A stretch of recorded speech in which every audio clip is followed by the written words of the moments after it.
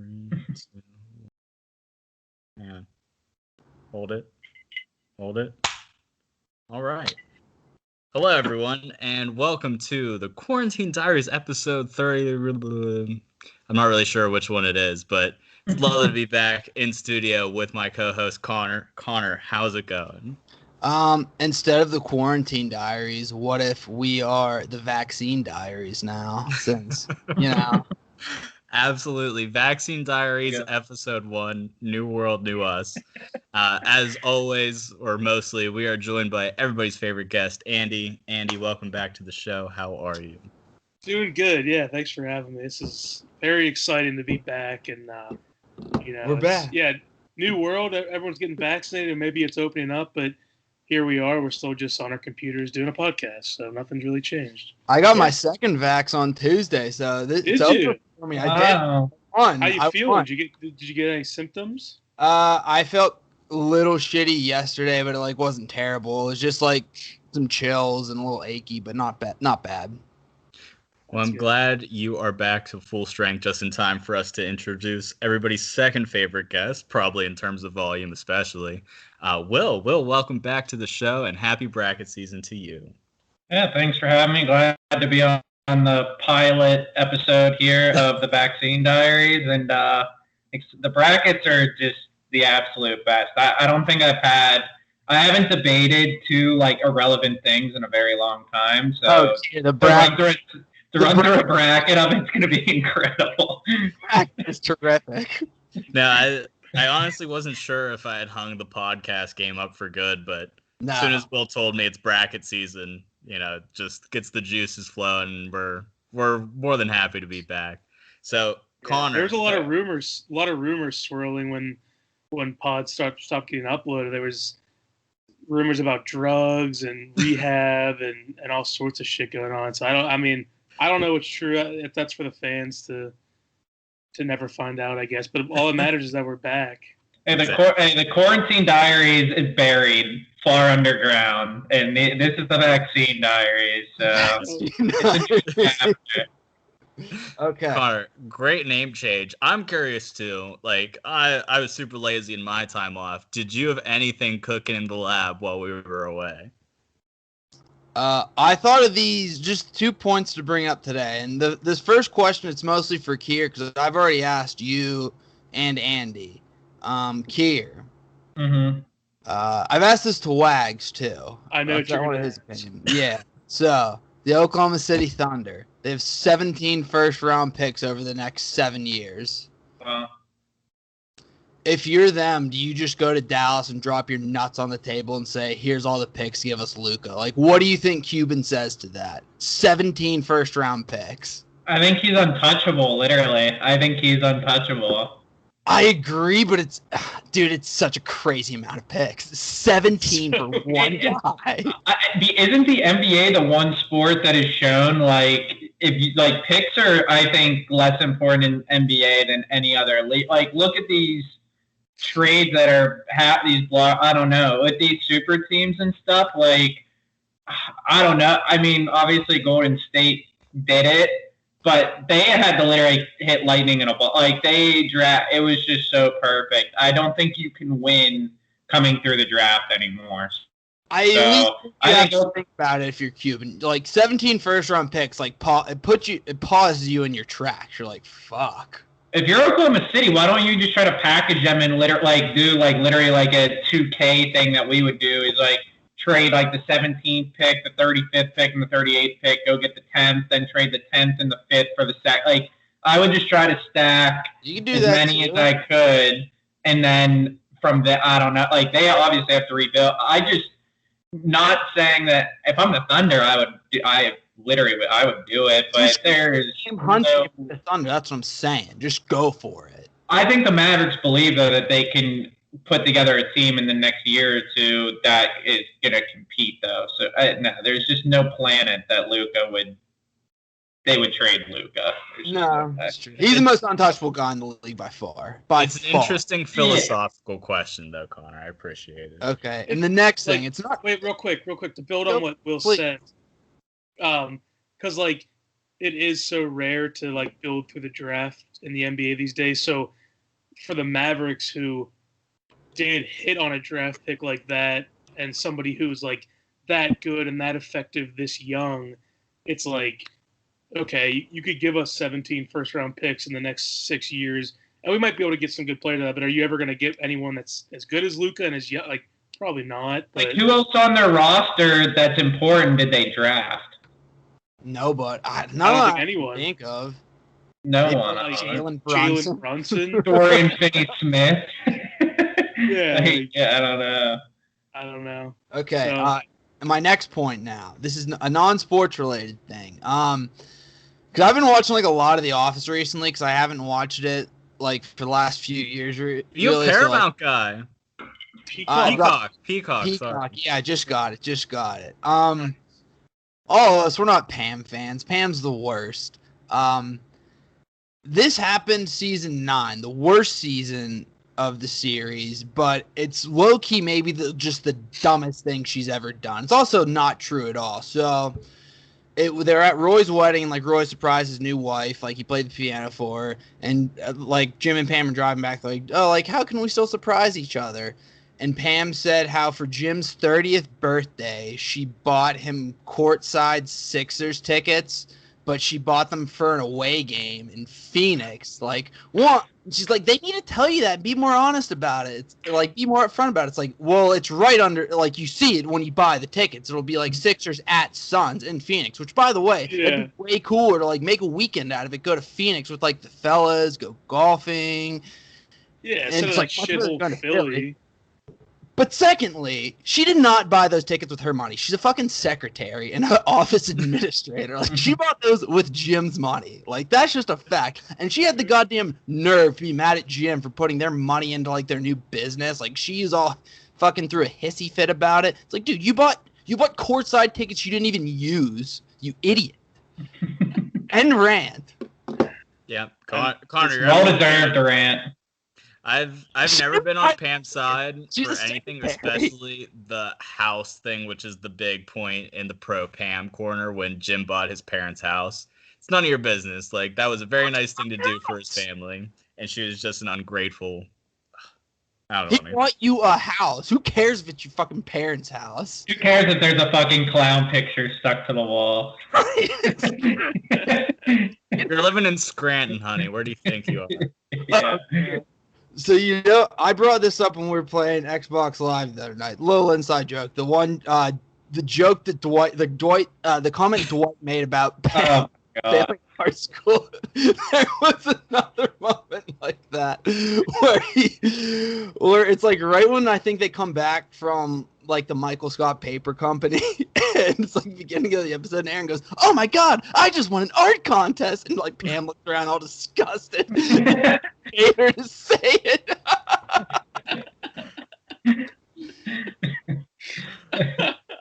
There. Love Dwight.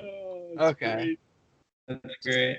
So the brackets now. We're on to the Yeah, brackets. let's get into the meat of the episode. This bracket has been on the back burner. Will has brackets just sitting around the house everywhere that we're gonna get to in short order here.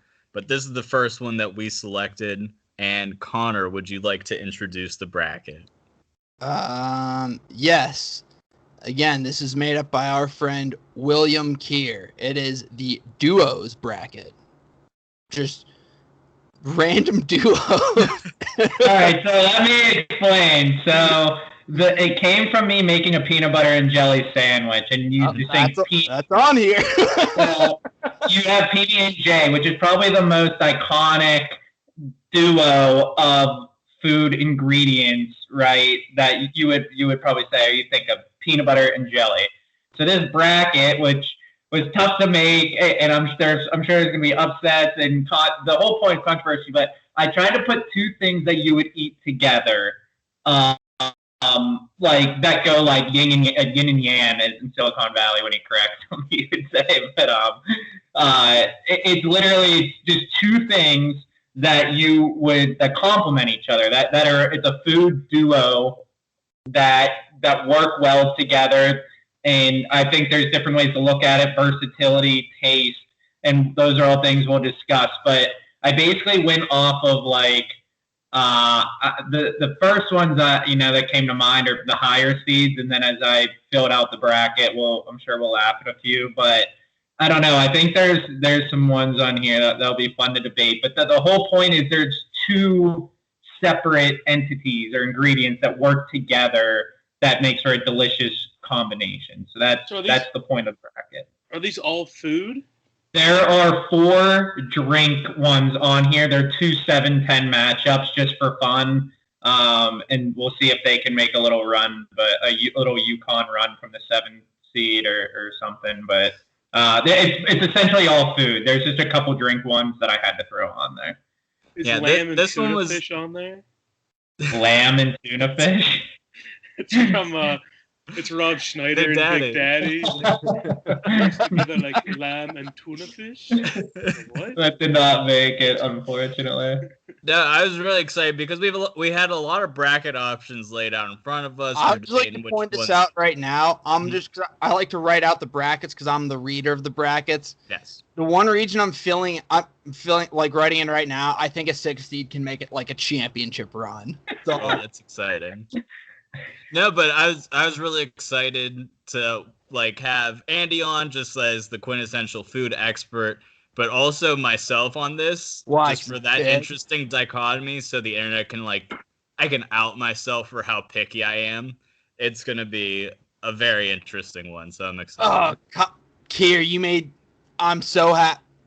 I'm real happy about a pick you put in here. Really fucking happy because. And I will say for the first round matchups, at least, I tried to make all the matchups things that are somewhat related. So breakfast food versus breakfast versus breakfast, sweet versus sweet. There's a couple that just are complete loose that just make no sense going against each other. But for the most part, they're at least for the first round, it's choosing between two kind of similar things, I think. And then from there, it'll just be chaos. But I don't know. So that's as much as the background. Again, I think we're all getting sick of our jobs in our lives, just being at home every single day. So putting together a shitty bracket for us to talk about for 3 hours. This is not a shitty bracket. This is not a shitty bracket. All right, let's just go through this region right now, just right as we go. 116 seed. Don't really need to talk about it much. The 16 seed.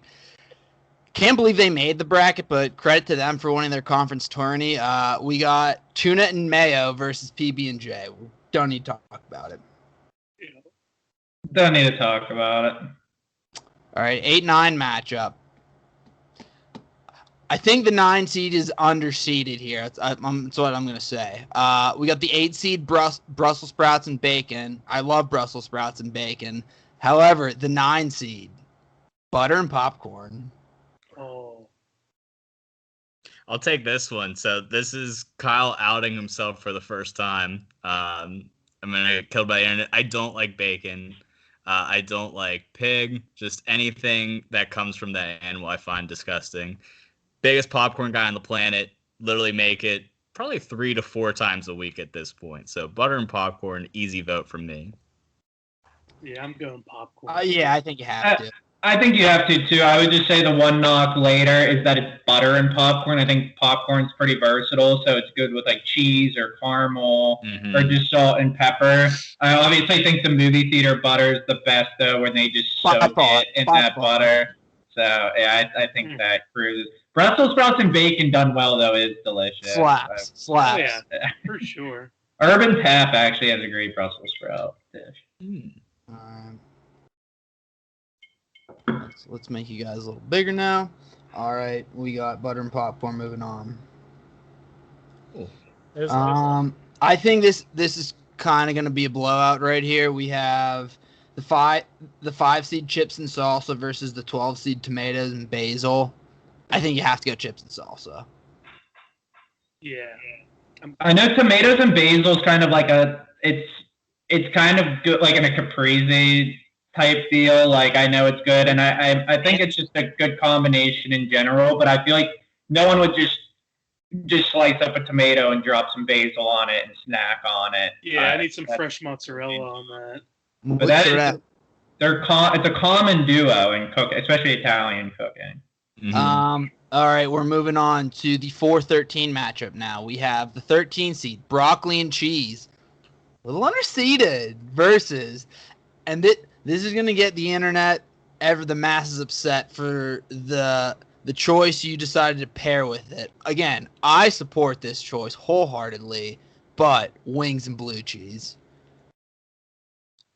Just wait until we do the whole bracket, Connor. Wait until we do the whole bracket. Okay, all right. No, look, I'm a blue cheese guy through and through. Like ranch, you can keep your ranch. I love blue cheese. I have to have blue cheese with my wings. That being said, I do love broccoli and cheese, but wings and blue cheese is my pick. Yeah, I'm actually a ranch guy. I mean, I like blue cheese. Don't get me wrong, but given the choice, I want ranch. But I mean, it's the wings. It's wings that's carrying the board. Do you see me picking broccoli over anything, like especially wings? Come on, I mean. Well, I will ask this though, Andy. If you have a good wing sauce and say they didn't have ranch, but they said they have blue cheese, would you just bypass the cheese, or would you actually use it? He uses it. Yeah, I'd still use blue cheese. Use it. Yeah, I'll order blue cheese sometimes, but he will. Yeah. I can attest. Here's where your vote goes. I'm kind of torn, man. This is where Picky Kyle comes into handy. I hate blue cheese. Very easy broccoli and cheese for me. That's absurd. That's ridiculous. Wow. Blue cheese is delightful. I'm a guy where, say, if I didn't have ranch, and I had like a good wing, I wouldn't actually I wouldn't dip it in blue cheese. But if someone gave me a cup of blue cheese, I'd probably end up using it. I love a good broccoli and cheddar soup. I think it's delicious. No. Every time I make broccoli at home, I have to put a little shredded cheese on it. It's the fucking tournament. I think we should go to a flip. I'm voting broccoli and cheese. Oh, wow. I haven't chewed in a long time. Let me see if I have anything. I'll be devastated if wings and blue cheese don't make it out. I love broccoli and cheese too, but goddamn. Here's how I see it. Wings... they're the star of this duo. They're Luka and blue cheese is Porzingis, which I think is disrespectful to compare blue cheese to Porzingis. And broccoli Brunson and cheese is Finney Smith. Right. We're gonna know the entire Mavs roster by the end of this podcast. Tim Hardaway Jr. He's there. Found one. All right. I'm excited because blue cheese is disgusting. It deserves to die an early death. All right. Heads, tails. I'll call it. Call it in the air. Heads! Tails! Damn. Wow. Wait, did you say what heads is and what tails was? I didn't hear you I say did. I know. Oh, okay. I know. Wow, huge upset. Yeah, this is what I mean. My personal food preference is going to make some craziness for this bracket. All right. Connor and Andy are speechless. Kyle hasn't even eaten half the foods on this list, probably. I'm upset. That's right. Upset. All right. We have the 3-14 matchup. We have the 14 seed, corned beef and cabbage versus the 3 seed, mashed potatoes and gravy. I would like to say this right now. I love mashed potatoes. Not a big gravy guy. Still think you have to take it. Yeah. Yes. Yeah, this is an easy one for me. So cabbage would essentially be corned beef and cabbage. I think it almost relates to a Reuben, right? Would that be corned beef and cabbage? Yeah, that's like a straw-ish. Yeah, typically it's like a coleslaw or a sauerkraut, not necessarily cabbage. But I think that's essentially the same thing. Yeah, I love Reubens. I do too, but I'm a sucker for gravy, man. You could just drizzle that on anything. I'd lick it off. You up in gravy. I'll lick it off myself. I'll go taters and gravy. All right, we're 6-11 matchup now. We have the 11 seed rice and beans versus the 6 seed fries and ketchup. This is a bloodbath for me, an absolute bloodbath. Yeah, it's fries and ketchup. And for a lot of these things, obviously you could eat fries with anything, but fries and ketchup's the most iconic, so that's what deserves the spot. Yeah, my taste buds have evolved a little bit. Just fries and any sauce that you have laying around is a great combination. But Yeah. that's fries and honey mustard's kind of what got me into the honey mustard game. Just because everything is such a chore to try new foods. That's how I got my foot in the door. Oh wow! I'm just going through the other region right now, and whew, oh boy! But we still have 2 more matchups left in this first round. Now, do we want to go through the entire region or just go first round, like go through? We typically, I feel like, rip the full first round, then full second. Okay, yeah. just making sure. Again, a little rusty. It's been a minute. All right, 7-10 matchup. The pork matchup. We have the 10 seed pork and sauerkraut. If you're from Pittsburgh, versus the 7 seed pulled pork and slaw. So it's a New Year's special versus summer special. I think it's also an easy one for me. I'm going pulled pork and slaw. Mm-hmm. Yeah. I agree. I do love a nice pork and kraut on New Year's. And, actually, New Year's 2019 going into 2020, I didn't have any pork and sauerkraut, and that's bad luck. And then, sure enough, COVID happened. So it's literally all your it's all your fault. Some might argue it's my fault, but yeah, give me some pulled pork and slaw and a nice bun. I think kielbasa is the best part of the New Year's meal. Dude, you're a kielbasa fan, Bill. Love kielbasa. All right, and kraut. And the last matchup of the first round of this region. Don't really need to talk about it. 215, pineapple and coconut. It's a nice little like Cinderella refreshing story. It is refreshing. However, it's going up against pepperoni and pizza. So Kyle doesn't like pepperoni pizza.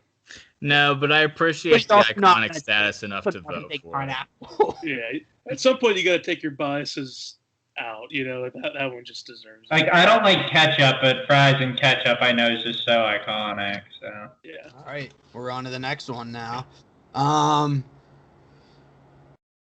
The 116 matchup. It is health versus delicious. And health, we have the 16 seed peas and carrots, which is a nice combo, like it very much. But it's going up against the 1 seed cookies and milk. So you lost me at healthy. I know. No, honestly, I mean, I'm obviously an overweight person, but I do eat vegetables. But peas are like my least favorite vegetable. Oh, I had to pick. I don't know why. I just don't like them at all. Oh wow, this 8-9 matchup is. Whew! This is a good one, folks.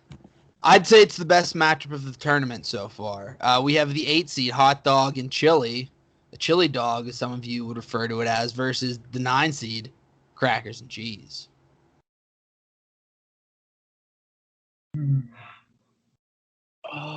Does anyone feel strongly either way? I feel like I'm leaning one way, but I feel like I need to be persuaded. Kyle, please, the floor is yours. I really don't have anything to say. This kind of goes with my anti-pig sentiment. Hate hot dogs. Hate chili, in fact. It's an easy crackers and cheese. Wow. Very, very versatile, too. It's a nice hors d'oeuvre that you can have laying around for anybody to enjoy, so easy crackers and cheese from me. I'll leave it to the real food people to decide. Yeah, I'll let Andy or Connor go. You want to go, I Connor? kind of think crackers and cheese too. Like, I love chili dogs, but crackers and cheese, you're not going to get messy, and sometimes you just don't want to get messy, and it's not going to be very heavy. It's just like a quick snack that you can get on the road, or if you're like drinking some wine. I think it's not going to come out the other end as quickly and as messy either. No, it is not. It's not. Your butthole's not going to hurt. I agree. The versatility of crackers and cheese, just the variety, is huge. And again, and it's not messy. It's quick. Yeah, I'll go with crackers and cheese as the argument. But man, cheese is one of my favorites, and I'm lactose intolerant, but I just love cheese. It's like one of my favorite things, like whether it's melted or just like in little puffs. And chili still makes you shit more. Yeah, chili would still destroy me. But I never really liked chili until like the last 5 years. I never liked it growing up. So That's crazy. Chili's I delicious. don't know why. Never did. Crackers and cheese have been there for me my whole life, as far as I can remember. The first chili experience I can remember was Wendy's chili, and from chili fans, I've been told that is a laughably outrageous chili experience, but it's ruined chili forever for me. Yeah, and then you found a thumb in there. Yeah. All right, now it is 5-12 matchup. This is a bloodbath. My personal opinion, you have the 12 seed Celery and Ranch versus the 5 seed Chips and Queso. Chips and Queso. Yeah, like I respect Celery. I respect Ranch. Yeah, Celery and Ranch I think was leading at halftime there, and then Chips and Queso opened up the half with like a 20-0 run. Yeah, and like especially if it's like a really good like homemade ranch at a restaurant, that's like one of my favorite things in the world. Mm-hmm. But you could ladle queso like up my asshole, and and then I would eat it out. Yes. All right, 4-13. We have 4 seed Steak and Potatoes versus the 13 seed Cornbread and Chili. Well, we know where Kyle stands on this. He hates chili. Love steak. Yeah, I'm going to go Steak and Potatoes. I will say, and I almost said this whenever we did mashed potatoes and gravy, I'm not a big tater guy. Like, I like them, and I prefer them like a French fry where it's crispy, like, surprise. I like it better when it's fried. Not steak fry. Badass. But yeah, like a mashed potato or like a baked potato, it's just like, it's okay. I like it, but I don't know. But the steak, steak is... I think baked potatoes are ignorant. I'll just say it right now. I'm not a big fan. They're ignorant. Oh, but a well-made steak, man, that's like one of the best things in the world, so... I remember, speaking of ignorant, people used to use it. I think it was like Chad in like 7th grade would always use ignorant incorrectly. It was so funny. Sorry, I just want to get that up. I'm going cornbread and chili because I love cornbread and I love chili. And I think steak, it's good, little overrated. I'll say it. Little overrated. I think it's served best in the sandwich form. That's where it thrives, not by itself, in sandwich form. Yeah, but what if you go to like a nice restaurant, like a Capital Grill or something? Like when you get like a $60 steak at a restaurant, and like it totally changes my opinion on steak. Because I agree, like if I'm just at my house and I make one, like I'm not that good of a cook, so it's like, all right, that was pretty solid. But when you get it like nice and perfect and buttery at a nice restaurant, man, it's like fucking ridiculous. Like, yeah, Connor, to your point, I think homemade, like we could get like a mom to make better cornbread and chili compared to steak and potatoes. I honestly believe that. But when you go to like a legit restaurant like a Capital Grill or Ruth Chris or something, and those steaks are sizzling, and you have just like Yukon mashed potatoes next to them, you couldn't find anyone on the planet to make cornbread and chili that would compare to that. So I'm gonna go steak and potatoes. I tried cornbread. You did. I tried. It was close there for a little, but then steak and potatoes just pulled away. And what do we got now? I don't even know why we're having this matchup. The 14 seed pork and applesauce. Didn't know that was a tandem versus spaghetti and meatballs. Spaghetti and meatballs. 14 through 16, I was really just making shit up at that point. I know pork and apples is a good combination because like whenever you do pulled pork or stuff, or if you smoke any type of pork, they recommend using apple wood. So I know pork and apple is like a real combination, but I don't think grown adults really eat applesauce that much. No, I've never. I actually literally ate applesauce 2 days ago. My mom has some for applesauce is delicious. Applesauce is so good. Yeah, but I used to love the Hawaiian punch applesauces. Did you ever have those? Yeah, the colored ones. Yeah, they were so good. I don't think I've had applesauce in close to like 25 years. You're missing out. It's delicious. Yeah, all right, we're now on. This is kind of a good matchup. It depends on your eating preferences. I think I know where Kyle's going to go on this. We have the 6 seed hummus and pita versus the 11 seed ham and cheese.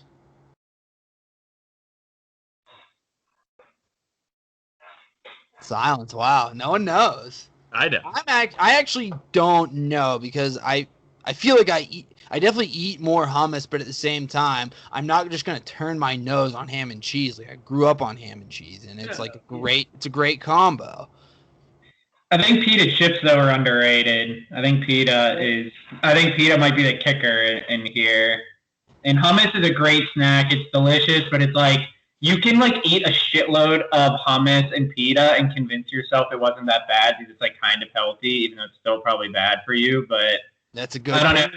Ham and cheese, like a good ham and Swiss, like you can have it cold, you can have it hot. It's versatile, but I'm gonna go hummus and pita here to kick it off. Yeah, I'm thinking hummus and pita as well. I also like because you could use like hard pita chips or like a soft pita. And if you ever go to like we used to go to this Middle Eastern place in the Strip District, it's called Shalem's, and they had like homemade pita. You made that. No, name. I didn't. No, I didn't. Shalem's. They had this homemade. I would buy homemade hummus and homemade pita bread, and man, that was fucking good. I love that shit. Dude, Kyle, somebody's at your door. He's looking in the window right now. I keep hearing it. It freaks me out. It's like the wind opens and closes my screen door like so many times. Like if I fall asleep on the couch, I'm waking up like 2 times in the middle of the night, like ready to fight for my life. It's the worst. But yeah, hummus and pita. Yeah, there you go. All right, yeah, that's my pick. You try ham and cheese. Tip your cap to ham and cheese. I mean, it's a classic. It's still, I still get it sometimes. It's good. All right, 7-10 matchup. We have the 7 seed wine and cheese versus the 10 seed root beer and ice cream. Man, and I'm going root beer and ice cream. This is one of the 7-10 drink involved ones. I don't care. I'm going root beer and ice cream. Like I don't drink that much wine, like any at all, really. Not that I drink root beer ever, but root beer is such an underrated soft drink. Never got the credit it deserved, and ice cream's just delicious, like a delicious root beer float. So good. It's a timeless classic. Wine and cheese. Yeah. That just means you're growing up and you're all like prude and douchey. Like, no, give me root beer and ice cream. Call me prude and douchey. I want to be on the right side of history when we look back in 2 years. I'm going root beer and ice cream too. I totally agree that root beer is a very underrated soft drink. I agree. My grandma always kept her fridge stocked with A&W root beer. That was good shit. I used to like that. So I'm not a huge wine guy. I love cheese, but you love ice cream too. Pick one. Ice cream. Wait, Andy, pick one. Ice cream or cheese? Oh man, is that tough? So that's the tough part, but then root beer just trumps wine for you. Well, just the combo of like a root beer float. I mean, that just. And that's where I'm at. Like, I know wine and cheese is a thing, and I know they complement each other, but like, I never sit at home and just eat cheese and drink. Like, I have to go somewhere to do that, where I can sit on my couch and comfortably enjoy root beer and ice cream together. So I'm gonna go root beer and ice cream. But yeah, when we watch this in 2 years, then we'll all be drinking wine and eating cheese, probably doing it. Yep. Wait, so did root beer and ice cream win? Yeah. Let's go. Pay attention. Sorry. I got sidetracked. And then, all right, 2-15 matchup. We have the 15 seed D12 peaches and cream versus just a timeless classic mac and cheese. We all know who's winning here. Mac and cheese. Shout out peaches and cream though. That's a good little pick. What about berries and cream? Oh, you wait. All right, we're going to the other side of the region now. I think I used cream like 7 times when I ran out of ideas. That's awesome. All right, we have. I feel like this might be the favorite in the tournament. Tournament, tomato, let's call the whole thing off. The 16 seed, not the favorite, pumpkin and cinnamon, fall, vests, flannels, versus the 1 seed, bacon and eggs. Don't need to discuss it. I think even Kyle's hate for bacon, you'd probably still vote bacon and eggs. Absolutely, there, right? no questions. This is a very fun matchup we have right here. An 8-9 matchup. We have the 9 seed, ham and pineapple, versus the 8 seed, fish and chips. Someone convince me now. I'm going fish and chips. Now, I know a lot of people enjoy the whole ham and pineapple on pizza. And, like, don't get me wrong. Like, if it was in front of me, I would probably eat it. I would never order it ever in my life. But fish and chips is legit. When we lived in the South Side, we lived right around the corner from Pub Chip Shop. And, I mean, we used to always go and get either the fish and chips or the chicken and chips. And it's just it's really not much to it, but it's fucking delicious. And, I mean, who doesn't like fried anything? So give me fish and chips. I love the fish and chips that we had at Pub Chip, but just on Easter this past weekend, I had just beautiful ham off the bone. Like, I don't really like ham lunch meat, but like thick ham off the bone.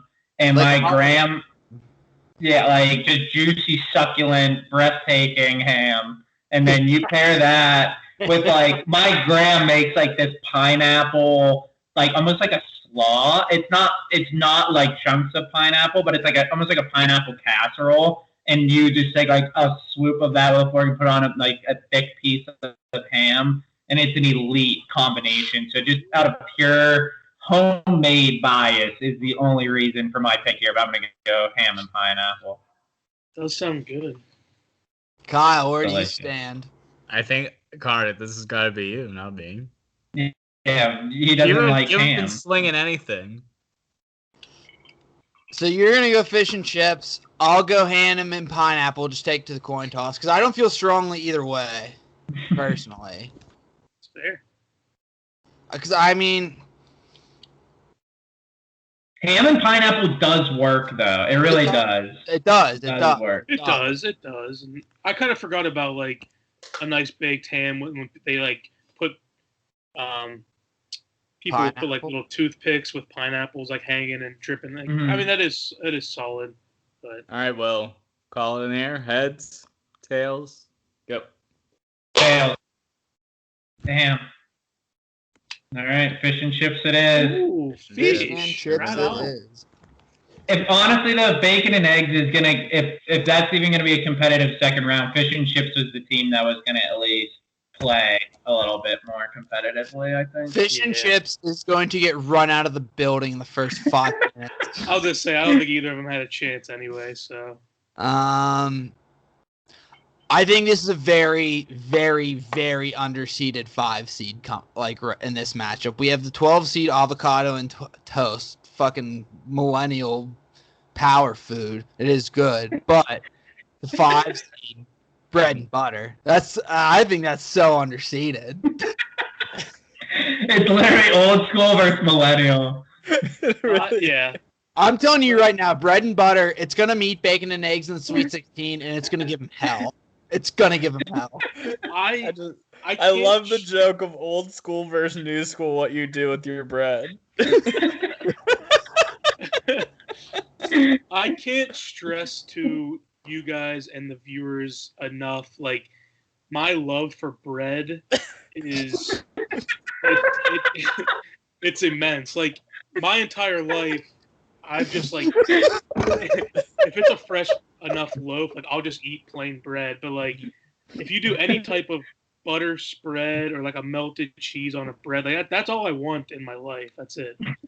So, bread and butter, like, maybe that sounds simple to most people, but, like, that's what I fucking live for. It literally never has gone out of style. No. Andy, one of my favorite food items ever is like a nice French baguette where you put the knife in it and you swirl the butter around and then you just eat it. It's so good. A little crispy on the outside. It's a little harder, and then inside, yeah. So soft. It's beautiful. So bread and butter, I think, just dominates that. Yeah. Yeah. I think bread and butter is looking a lot like Baylor right now. That's what I'm saying. I'll fight to the end. All right.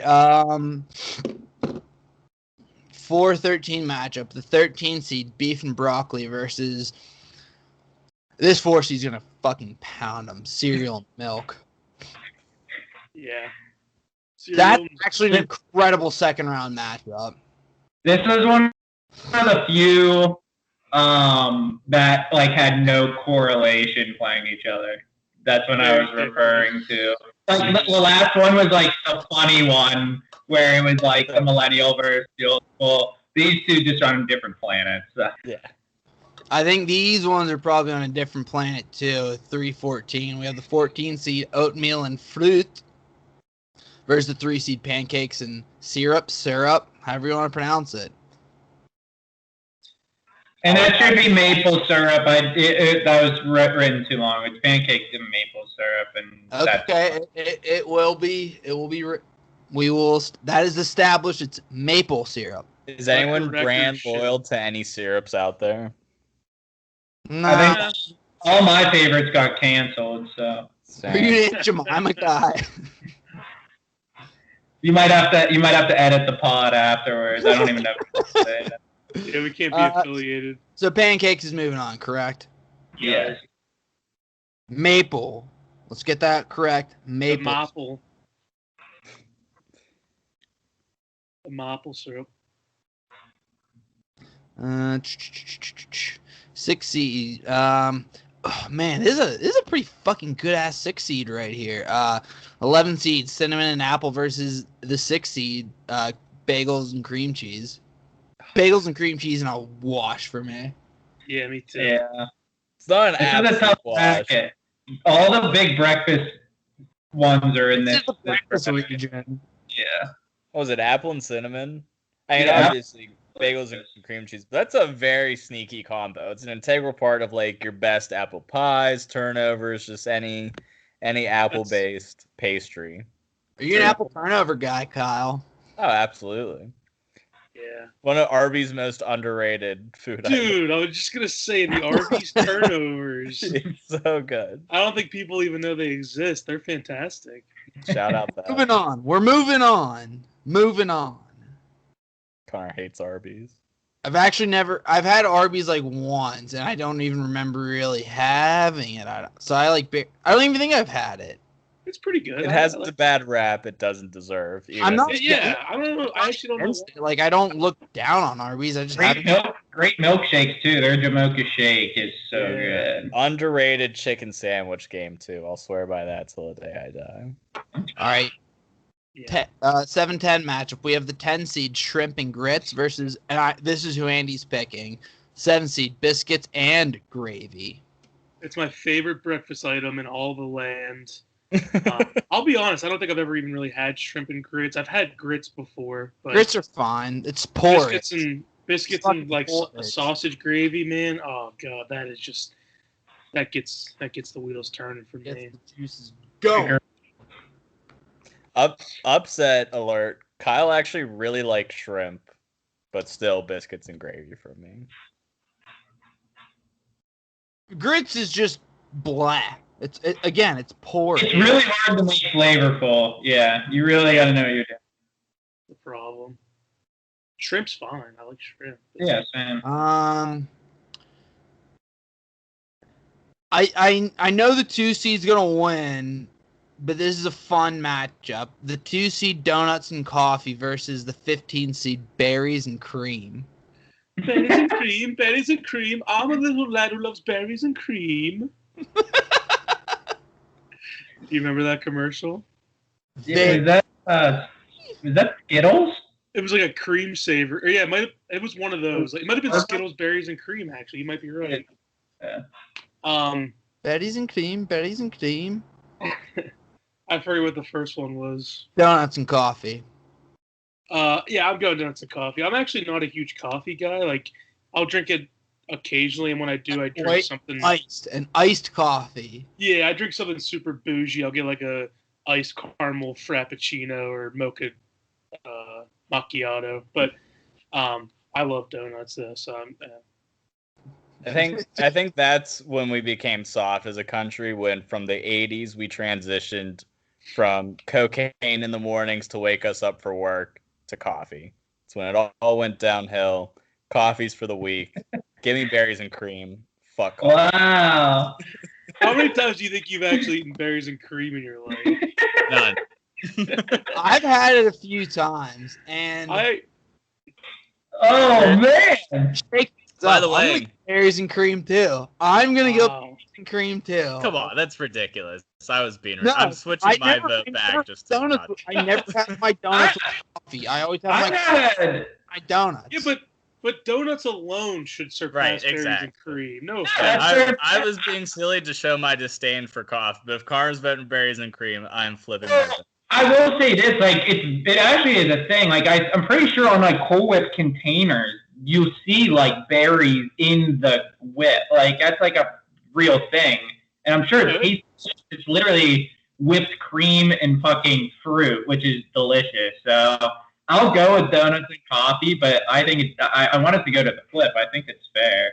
Okay. It actually is. Like, we went to the Capitol Grill like a month ago for my sister's birthday, and my sister-in-law ordered berries and cream as a dessert, and like I was just like laughing. I was like, who orders that? But I mean, I tried to bite it, but it actually was really good. Wow, this honestly could be the most underseeded 15 seed of all time. Is creme brulee literally would be berries and cream, right?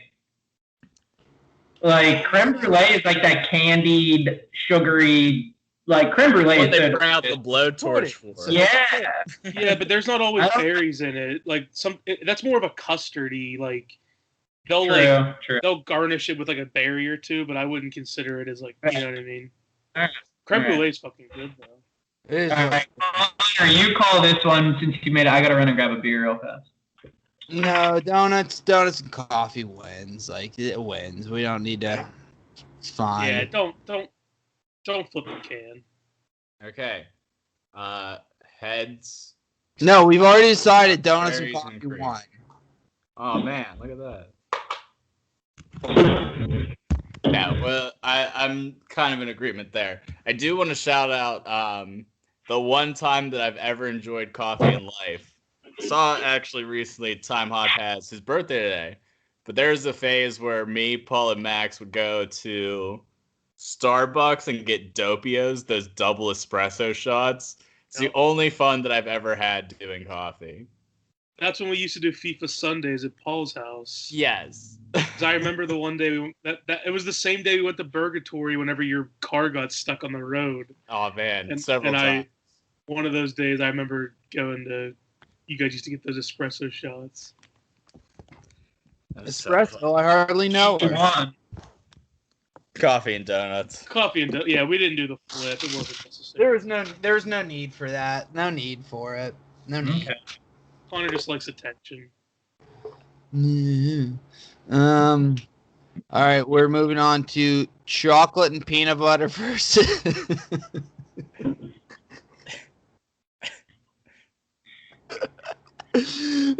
Chocolate chip peanut butter, the one seed's winning, but this is such a funny pairing. Versus the 16th seed vanilla and lavender. What are we making candles now? What is that? Do you eat lavender? Okay. I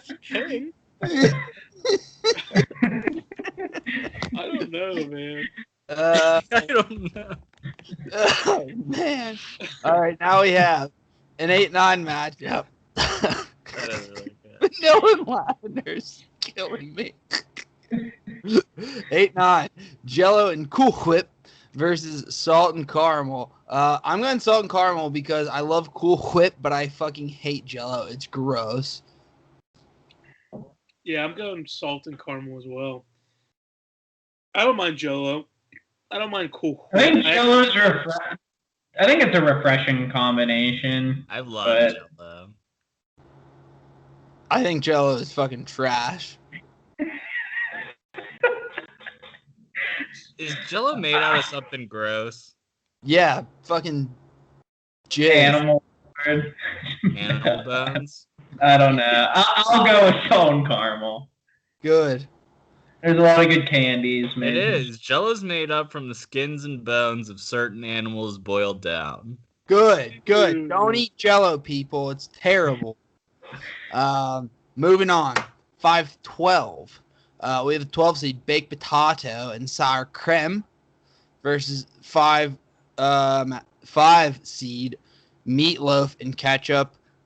Not even much of a debate for me. I fucking love I love my mother's meatloaf and ketchup. Dude, I love your mother's meatloaf too. My mom's meatloaf is so fucking good.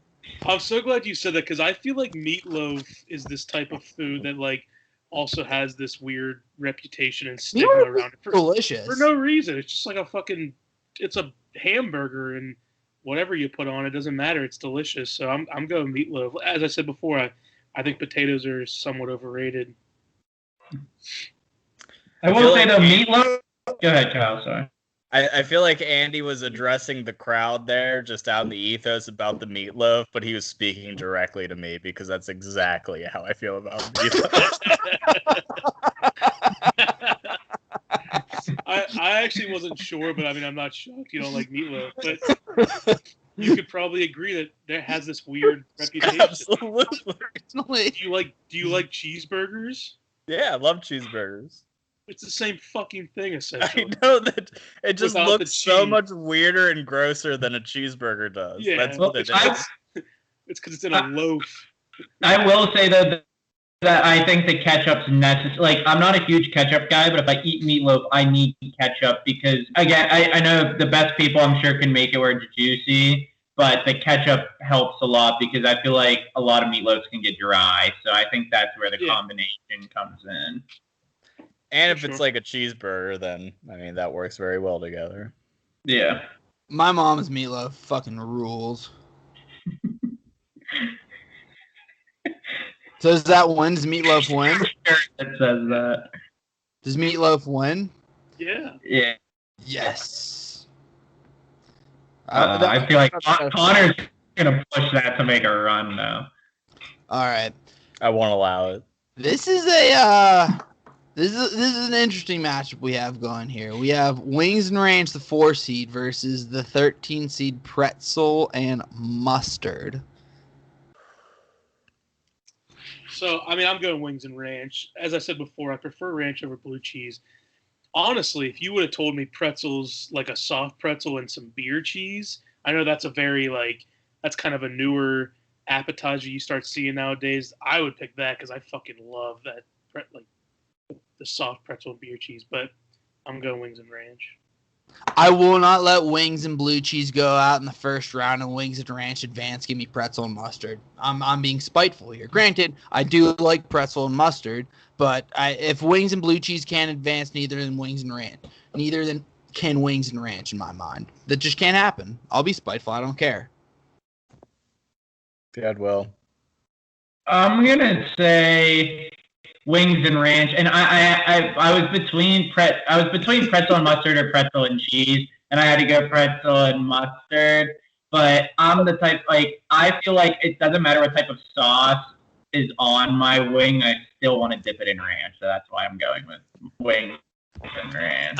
I'm really excited to play this back and see that happen again. Connor just flew back in his chair. And it looked like he fell through the street. It was so fun. He did. He disappeared into it. Is it only fair though if we flip for this one because we did for Wings and Ranch? No, because I am a Wings and Ranch guy through and through. I think it's a superior combination. It's more accessible for us picky eaters, so I'm here to represent them. You chumps are gonna put Wings and Ranch to the Final Four, and I'm just. I voted for Wings and blue cheese. Did I not? You did, Andy. You did. You're right. It's the other chumps. Yep. It's the other chumps. Blue cheese is an opinion that I have is firmly in the minority wing wise. Well, you're shot. It's just universally beloved. I feel don't know actually. I don't know if you sent the poll out to the whole world where ranch and blue cheese, I think it's pretty equal. I never noticed a trend either way. It's like pockets. Like I know people in Buffalo, like they literally take ranch out of their vocabulary and only eat blue cheese. Good. I feel like ranch is very Pittsburgh for sure. Like I feel like everyone in Pittsburgh likes ranch, and I think it's just wherever you go. It really depends on where you place you go. Dr. Seuss wrote that. Dr. Seuss is canceled. Yeah, two books canceled. I do have a Pew poll. Ranch 61%, blue cheese 39%. That's a Pittsburgh. That's a Pittsburgh. It's the first result on Google. That's all I did. So. It's a Pittsburgh poll. It's a Pittsburgh poll. We're moving on. This is a fun 3-14 matchup. Very fun. We have a 14 seed, shrimp and cocktail. That's cocktail sauce, I'm assuming, correct? Correct. Yeah. Yep. That's a little low seed there. Versus a 3 seed, grilled cheese and tomato soup. Woo! Boys, this is a game. Who's got something? Andy, Kyle wants to say something, and he wants shrimp and cocktail sauce, doesn't he? No. I'm a big fan of sandwiches au jus, just in any form. So I really think the grilled cheese and tomato sauce goes together very well. One of my favorite restaurants in Pittsburgh is The Yard, in fact. Yeah, The Yard. All of those come with the tomato sauce, and it's very awesome. Yeah, it's so good. Like, I don't like tomato soup, but The Yard's tomato soup is just so creamy and... It's more like a tomato bisque. Yes. Is perfect. I'm the same way. Like, I'm not a big tomato soup guy, but I've had theirs. It's like a creamy bisque, and I mean, I'm just like I said, I'm a sucker for bread and melted cheese. Like, I'm going grilled cheese.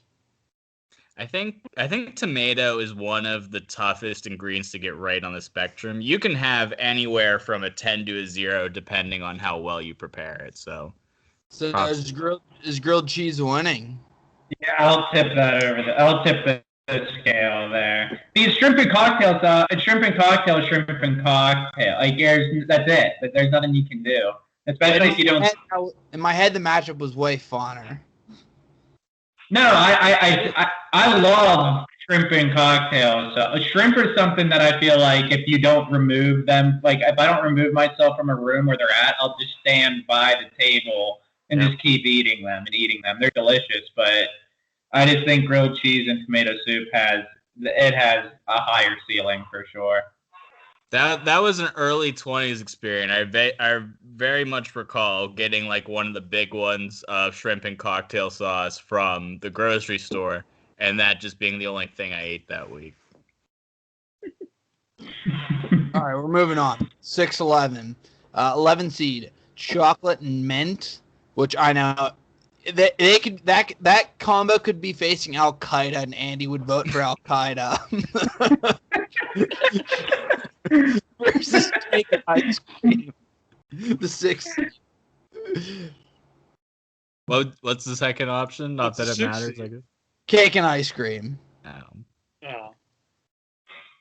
Which is what I'm picking. It's what I'm picking. Andy, is your hate from specifically the Olive Garden chocolate mints that they give out? No, honestly, I don't hate chocolate and mint combo. Like, I'll eat it, but I'll never like order I know you guys like those mint Oreo blizzards and stuff. Like, I'll never get that. They also have those Andes candies. Those are my candies, and those are mint and chocolate. I'll eat those. But, like, I'll never buy them. I don't know. It's just not my it's not my cup of tea. So I'll go cake and ice cream. Well, yeah, I went cake and ice cream as well. I'm assuming cake and ice cream dominates here. Yeah, an ice cream cake is one of the most elite desserts too. So. Yeah. Concur. All right. I think I actually like the little Olive Garden mints the most. I love those. If I had to pick up, I would have been chocolate. upset. These next two matchups are pretty good. I'm saving the 7-10 matchup. We're doing the 2-15 first. the 15 seed chicken and dumplings versus the 2 seed chicken and waffles.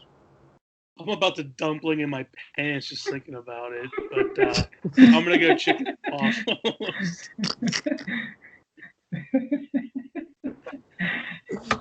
Focus, Hazelton. Chicken and dumplings. Why? Because I've never had chicken and waffles, so I can't judge. Oh man! What? Never had. Never had it. Holy shit! All right, I'm going chicken and waffles. Same. Absolutely. I'm not here. Like, if you want to pick chicken and waffles, that's fine. Like, I get it. It's a smart pick. Is there a reason? Do you not? Is it just not? You not like waffles? I fucking love waffles. I've just never gotten it. Like, I've never. I feel like I've never been in, like, a scenario where I've been like, oh, I want chicken and waffles. Like, just hasn't come across my desk. You went to college in South Carolina. How did you never get chicken and waffles? Just never got it, dude. I don't know what to tell you. Just never got it. Crazy. Wall of Shame shout out, by the way, to Bingham Tavern for ruining their own chicken and waffles. They used to have it beautifully set up, big Belgian waffle, 3 chicken strips, syrup on top, fantastic. They recently switched to a big slab of dark fried chicken, and it fucking sucks. Switch it back, please. Is it like a bone, like a chicken breast or something? Yeah, it's disgusting. Like a chicken No. It's like that'd be fine. It's just so much easier to eat with the strips. I love strips. I don't know why you wouldn't just do that.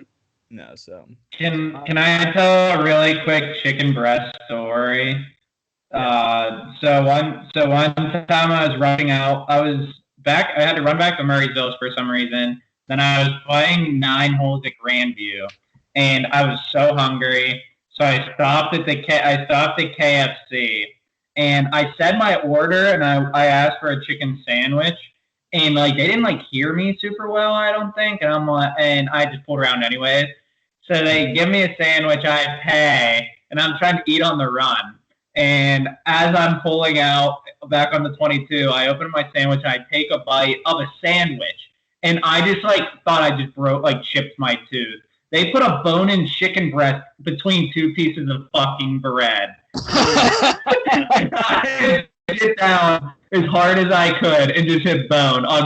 My jaw just came to an immediate stop. I was starving too, so I went half the sandwich was in my mouth, chomp, and I just hit a bone on every tooth.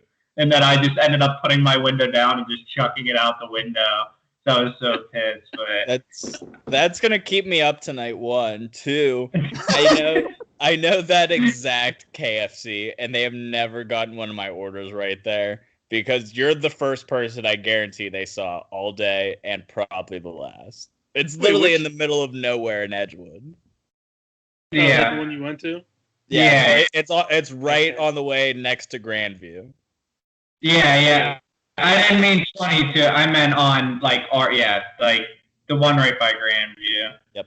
I was in Murrayville rushing home, and then I'm right by the court. Hey, I'm driving up the fucking hill, take one bite, break my teeth, and I chuck it out the window, and it's just never again.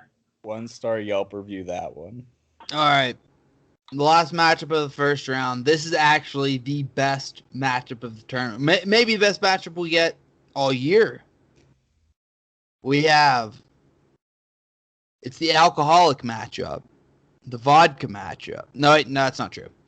We have the 7 seed, Champagne and OJ, otherwise known as a mimosa, versus the 10 seed, Vodka and OJ, known as a screwdriver. Oh, man.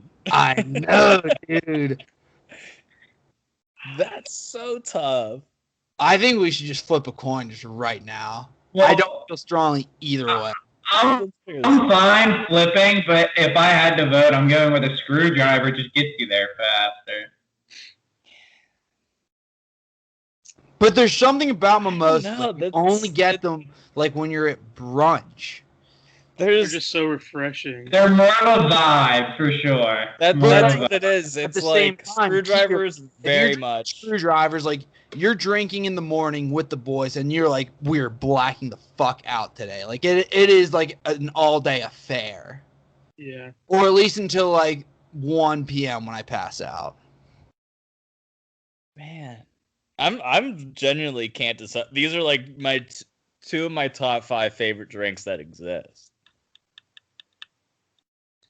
I'm cool with the flip. Me too. I really think that's. Oh yeah, I'm fine with the flip. Let the orange juice gods decide. I think I'm gonna say mimosas for the record. Okay, so that's 1-1, Andy. What do you think? I think if I had to pick, I'm going mimosa. Kier, screwdriver. You want it. You want mimosa. Just take it. No, I want the screwdriver. I do. Oh, okay. That's right. I love it. I went through like a year-long screwdriver phase where that was the only thing I ordered at bars. It was so much fun. All right. Heads, mimosas, tails, screwdriver. That's okay. I'm okay with that. That's like a win-win. That's literally a win-win. That's how it had to happen.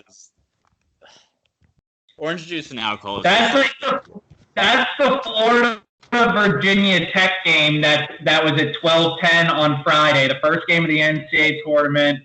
Everyone's excited for the tournament. It goes to fucking overtime. It's just a shootout. And at that point, even if you had one team winning in your bracket, you don't care who ends up winning. Yeah, absolutely. Just got beer on my work computer. All right, second round. This is no cakewalk for the 1 seed PB&J. The 1 seed PB&J versus the 9 seed Popcorn and Butter. I'm going PB&J, but I get why someone would go Popcorn and Butter. Like I see it. I understand it. Like if PB&J goes down here, like I get it. I'm not going to be that upset. I think I'm Popcorn and Butter's biggest proponent there is, and even I'm going peanut butter and jelly. It just means too much to the world. Agreed. It does. I think Popcorn and Butter, like you kind of said, how Mimosa has a vibe. Like Popcorn and Butter has a vibe for me because it makes you think of the movie theaters or even like the early days of quarantine when like Jimmy and Colin weren't there and Max, when he would leave, I'd have the house to myself and I would like watch a movie by my. What's chilling. that? Just chilling. Yeah, vibing. I'd make popcorn. I'd turn the lights off, watch a movie by myself, and masturbate. And it was just a great time. Use the warm butter. Yep. Yeah, it just brings back good vibes, good memories. All right, PB&J. Moving on. It's a fun 5-13 matchup. The 13 seed, Broccoli and is that the right matchup?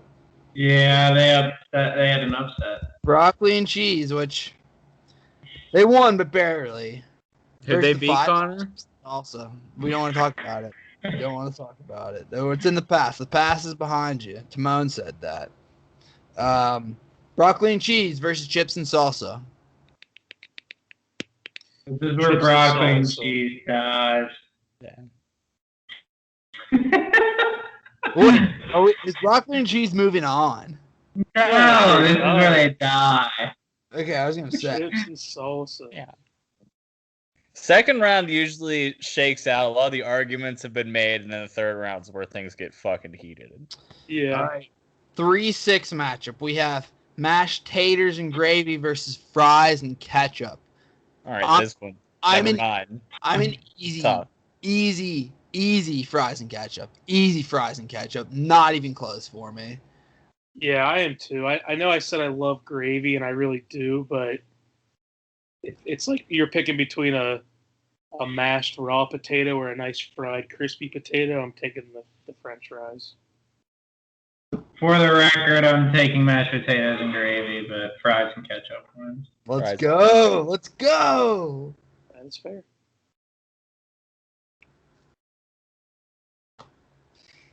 7-10. Or not 7-10, 7-2. I don't even. it might be kind of close. We have pulled pork and slaw versus pepperoni and pizza. Going pizza. Kyle. Actually, this is what I wanted to say the first round, but I I'm going forgot. pizza as well for the record.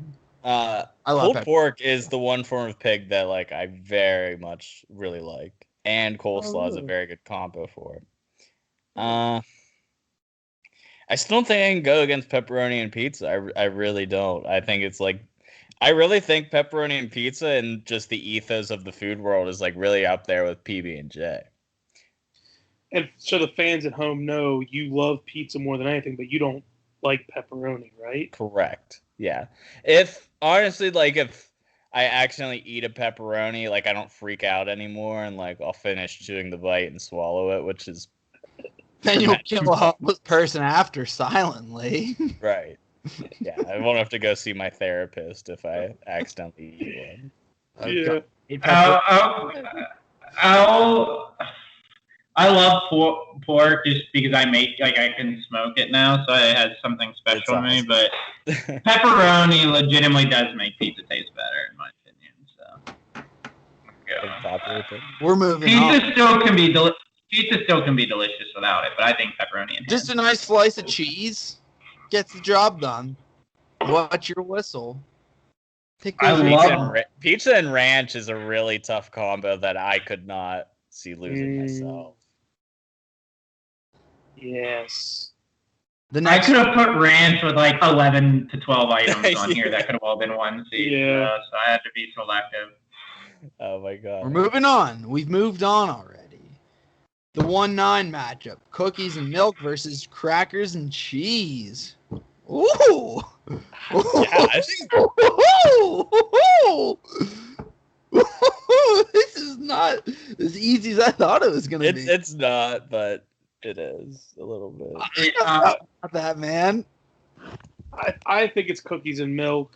I do love cheese, but like for me, there's nothing better than when you get like a cookie and it's halfway dipped in the milk and it gets just a little soggy. It's just so good. So, rub on your nipples real quick. Yeah, I get like 2 on there, and then I like make them dance. Fine, cookies and milk wins. The cookies and milk, like, because a lot of people, like, their mind goes straight to Oreos and milk. But this includes like chocolate chip cookies and milk, which is my mind went to chocolate chip. My mind went to that's chip, not Oreo. Yeah, I probably prefer chocolate chip. Getting both though is an absolute powerhouse. Yeah. So we're all good with cookies and milk winning. Yes. Yeah. For 5 matchup, we have the 4 seed steak and potatoes versus 5 seed chips and queso. This is an easy one for me. An easy one for me. An easy one for me. I know what Connor's doing. I don't really. Man, this is tough. It is tough. Because I think in the debate of chips and queso versus chips and salsa, I think I prefer chips and queso. I absolutely agreed. Yeah. I do. But like. Queso dominates salsa. If I'm comparing those 4 items, steak is the most talented, but the potatoes might be the least talented. For me, I think queso is top dog in that matchup. Queso is just, melted cheese is just. I think the ease of eating and accessibility to just chips and queso. Like, I love a beautiful steak, but again, you almost have to pay a pretty penny to get a breathtaking steak. So I'm going with chips and queso. Yeah, I'm in chips and queso. Woo! Queso, get on! Some of the viewers might be upset about that pick there, but I love that pick. I'm not upset about it, but I definitely had money on steak and potatoes and a good bit of money on it, and the whole room around me bet on the other team. So I'm really happy for you guys. All right, moving on. 3-6 matchup, the 6 seed hummus and pita versus the 3 seed spaghetti and the spicy meatballs. Or just meatballs. They don't have to be spicy. I think I'd be shunned by my family if I didn't go spaghetti and meatballs. But what I will say is, You hate spaghetti. Spaghetti is my least favorite pasta. So if we're just saying I'm like Italian, pasta in you general and meatball, yeah, but I'm still going spaghetti and I'm meatballs. going spaghetti meatballs. My mom's Spaghetti- meatballs, I'll tell you what, you can't beat them. Do you like angel hair, Andy?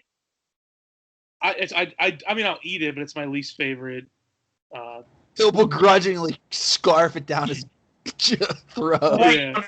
Like chicken parm, I love getting angel hair. Like, I don't like getting thick spaghetti. I love angel hair. Just like Pascalina's has really good angel hair with their chicken parm. I don't know why I really like it. But is it just like what deters you from it? Just like the texture, like the bite, I guess. Fake Italian. Yeah, I think it's like I like a nice like thicker, like a penne or even like a rigatoni. Like I just like a thicker substance. So like the spaghetti, More of a chew. Like Yeah. a chode. maybe a little al dente. Yeah, a little chode. Like a Yeah, nice little bow tie pasta. yeah, I like bow tie. Yeah, for sure. But yeah, so I'm going spaghetti meatballs. Kyle, come back. All right, we can just do this without him. 2-10 matchup. The 10 seed, root beer and ice cream versus the 2 seed, mac and cheese. It was a fun run, root beer and ice cream, but you gotta go mac and cheese. You just have to go mac and cheese. You have to go mac and cheese. You have to Mac go mac and cheese is so good. It's Like macaroni, to your point, is a much better pasta than spaghetti is. I like it more. Yeah, Yeah. like an elbow macaroni. Yeah, macaroni. What's everybody's favorite pasta? I kind of really fuck with spaghetti. I'm a spaghetti guy. I mean, a lot of people do. It's probably the most popular, but I like rigatoni a lot. You struck me as a rigatoni guy. Like you take a look at Will Keir and you're like, rigatoni. yeah. It's just always what I buy. I feel like you can eat it with anything. I don't know. I feel like it's literally good with anything. Well, I don't know that's what it what's is, great. but all the different types of pastas, like all the different noodles, you could pretty much sub it for any. Is penne the tubes? Yeah, little thinner tubes. I'm not a big tube guy. I'm not gonna lie.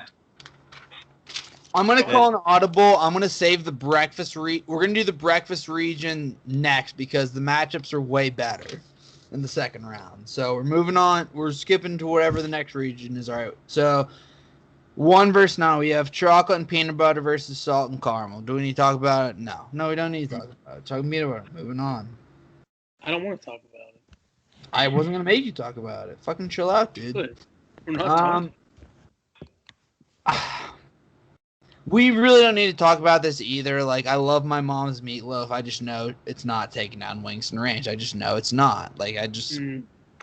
Like, I know it's all due respect to meatloaf, especially your mom. My mom's meatloaf. Yeah, but I gotta go Wings and Range. No, look, I understand. These next two matchups are fun. So we have the 3-6 matchup, the 6 seed cake and ice cream versus the 3 seed grilled cheese and tomato soup. I'm going grilled cheese and tomato.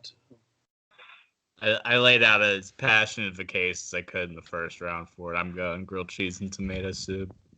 Bill. So I'm gonna say something. If you know me, so I love dessert. Don't get me wrong, but I do not have a sweet tooth. Much of my family does, where they crave dessert after dinner. Like we always have a cake and ice cream out. And if I eat a big dinner, I'm like, why do I want fucking dessert right now? And like my family has such a sweet tooth, but I love cake and ice cream, but like half the time I don't fucking eat it. What? Did you hear Connor? No. Yeah. You were like, my family just craves dessert after dinner, and Connor's like, and sex. Like, I don't think anybody else heard him. I didn't. I'm sorry, I was listening to you. That's not correct. In summary, we crave sex more than cake and ice cream, so I'm going with grilled cheese and tomatoes.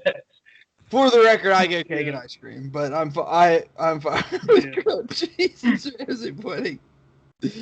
I'm actually like your family, Kier. I got a sweet tooth too. There's times where I'm just like, I eat a meal and I'm like, I just need dessert, but it's the bread and the melted cheese. I'm telling you, it's gonna you be could get a me to do theme here. anything.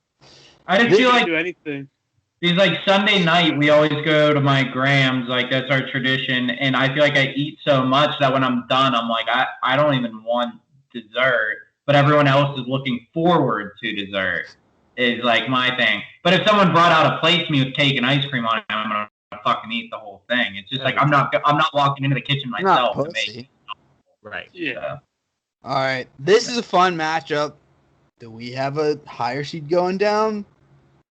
We'll find out. 2 seed chicken and waffles versus the 7 seed Champagne and OJ. Champagne and Campaign. This is really tough because this is exactly what I order at every restaurant for brunch every single time. Exactly, mimosa with chicken and waffle. Right. Give me the mimosa. I'm taking the mimosa. I'm going chicken and waffle. 1-1. There's just something about that salty, sweet, hitting that fluffy little pillow of a waffle. Oh, is it good? I will. Go ahead, Kyle. Go ahead. So I'm thinking of this as me in the context of sitting down at brunch. Which do I need more? And I really think it's mimosas. I think mimosas are the more integral part of brunch here. And Kyle, I asked myself the same question. I could go a brunch easily. I could go a brunch without chicken and waffle. I don't know if I could go a brunch without a mimosa. So I'm gonna go with this as well. Let's go. Wow. That's why I'm 300 pounds and you guys are all skinny. I will say that, dude, the chicken and waffle, like, I will say this is a good thing about chicken and waffles. No matter where you get chicken and waffles from, it's always too much food. No one ever goes light on chicken and waffles. Like, they give you a fuckload of chicken and, like, a huge waffle every single time. Yeah. It's almost hard to finish. All right. It's my number one brunch food, though, by a lot. Well, let's get this first. The biggest upset, probably, right? Yeah. So far, yeah. We could have some here. Who knows? All right. Get this matchup out of the way. Fish and chips, you had your fun. You lost to bacon and eggs. Fuck off. Bacon and eggs, dear. Which one do I go with first? We have some elite matchups. Yeah, really. All fucking elite. Let's do the 5-4 matchup. The 4 seed cereal and milk versus the 5 seed bread and butter. Bread and butter. Easy bread and butter. Easy bread and butter. Yeah. For the record, I'll take bread and butter. Yeah. Yeah. That's gonna be the best matchup we've ever had in any bracket ever. And bread and butter just won by 40. All right. These next 2 matchups, I'm not gonna say elite, but they're it's high level basketball. 3 seed pancakes and maple syrup versus 6 seed bagels and cream cheese. I have my pick, and it's not a contrarian pick. Don't call me. You can call me a douche for other reasons. I'm a bacon cream cheese guy through and through. Like, I prefer waffles over pancakes. I respect pancakes; they're great, but I have bagels and cream cheese probably like once a week, once every other week. Like, I'm a bagels and cream cheese guy. Like, give them to me. Give them to me. Cream cheese is delicious. It really is. It's Fucking so great. good.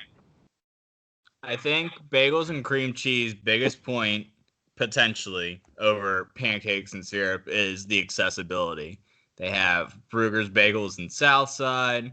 They have it at Panera. It's just so much easier to get your hands on a bagel and cream cheese than it is pancakes and maple syrup. That being said, eat it on the but go. it's my favorite breakfast meal by a lot. Pancakes and syrup for me. It's 1-1. It's 1-1. Andy, are you thinking or do you know? I know what I'm gonna go. If you want me to Go ahead. first. No, you go ahead. You go ahead. I'm actually gonna go bagels and cream cheese here. Yes, and that's why I'm friends with you. Yes. I love a nice flapjack, and I respect them. But Jack, I like how you're going with the full name. Yeah, man, just like it just goes back to that whole bread thing. Like I just love a nice fresh bagel with some warm, the cream cheese gets a little warm and somewhat melty, and I think it's a lot. Kyle, you were saying it's more accessible. It's also like it's just easier. Like way to eat pancakes, I have to sit down and like eat them with a fork and knife, and then like I always feel like I get like they fill you up in my fast too. I feel like I get syrup in my mustache and beard, and I smell like syrup the rest of the day. Like I just give me the bagel cream cheese. That's what I was thinking too. It's like since I left my parents' house like 10 years ago now, I've probably had pancakes 20 times. I've had hundreds of bagels and cream cheese. Thousands, some have argued. Thousands. And I love the variability of bagel that you can eat too. Yeah. There's so many different bagels, but my thing is, I was at Pamela's 2 weeks ago, and their pancakes are fucking illegal. Mm-hmm. Like they are illegal. So they do the crepe style pancakes. So good. There isn't a fucking bagel and cream cheese combo that you could match with that pancake and with that syrup. I'm going pancakes and syrup. It's just it's an experience I can't get. Like I can eat bagels and cream cheese all the time. I eat cream cheese. I have cream cheese in my fridge right now. I fucking love cream cheese. But the ceiling with pancakes and syrup is too high. That's a very why we play the game. This is why we play the game. It is. Here, you call it in the air, here. Heads, tails. All right. Tails. Oh! Let's go! I wanted bagels and cream cheese to win, but like I respect pancakes and maple syrup. I respect it. Like I can't. Classic high ceiling versus high floor game. Pancakes just play to the best of their abilities. Bagels and cream cheese, the highest floor. You can't have like I could eat a raw bagel, burnt bagel, whatever with cream cheese. I'm still gonna fucking eat it. But best pancake and syrup combination, I don't think you can prepare a bagel. It's not something I can be upset of, right? I understand it. That's just a well fought game. They shake hands at the end. No one's heads down at the end of that one. Couple exchanges, like just respect game. It's a philosophical, idealistic versus realist. Like I could have a bagel every day. Now I want. I dream of the day where I can have pancakes every day. Correct. I feel like I know where you guys are gonna go here, but like my mind, I'm dreaming of like this going to the coin. Of a white Christmas. The 2 seed donuts and coffee versus the 7 seed biscuits and gravy. This is a no-brainer for me. It's biscuits and gravy. What? A nice sausage gravy, but it's my favorite breakfast item. It is like, it's so fucking good. It's creamy. It's salty. It's the chunks of sausage. It's got donuts. Nope, dude, the first round, we pretty clearly paid the referees to skew the game to allow donuts and coffee to get through. I'm biscuits and gravy as well. Yeah. I really have no conviction here, Connor. Do you?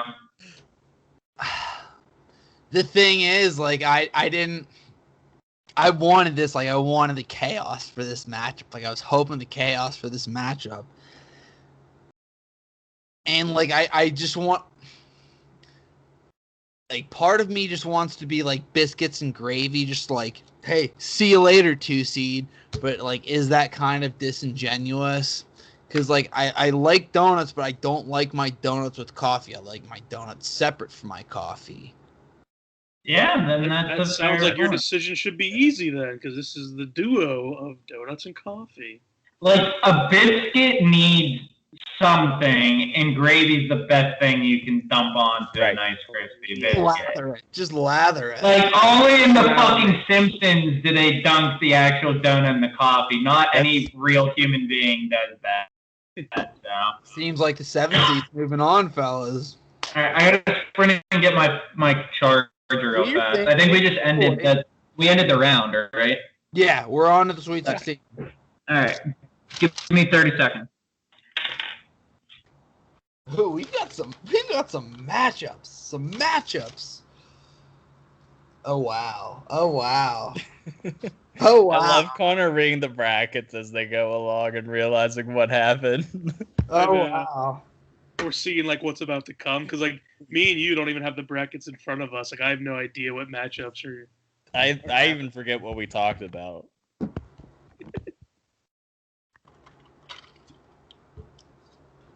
We have some elite matchups in the Sweet 16. Elite. Yeah, this is where my terrible opinions are going to start affecting and hurting people's feelings. See, Kyle, but here's the thing. I feel like everything left is like all in your wheelhouse. That's great. I'm glad we made it that way early enough. I'm trying to think what matchups I want to start with. This has also proven to me how much my food repertoire has expanded in the last several years. Okay, I'm going to start with these two matchups first. Sweet 16, right? Sweet 16. I'm not going in order because I want to save like the best matchups for later. Like build some suspense. Old hockey trick. All right, this is the first one. It's a 2-3 matchup. But I feel like the 2 seed kind of like flexes their muscles a little. The 3 seed, spaghetti and meatballs, versus 2 seed mac and cheese. I think mac and cheese flexes a little. Yeah, I mean, I love spaghetti and meatballs, but I'd take a bullet for mac and cheese. I would. I fucking would. I love mac and cheese. My grandma's rolling over in her grave right now, but I gotta go mac and cheese too. I would agree. I agree.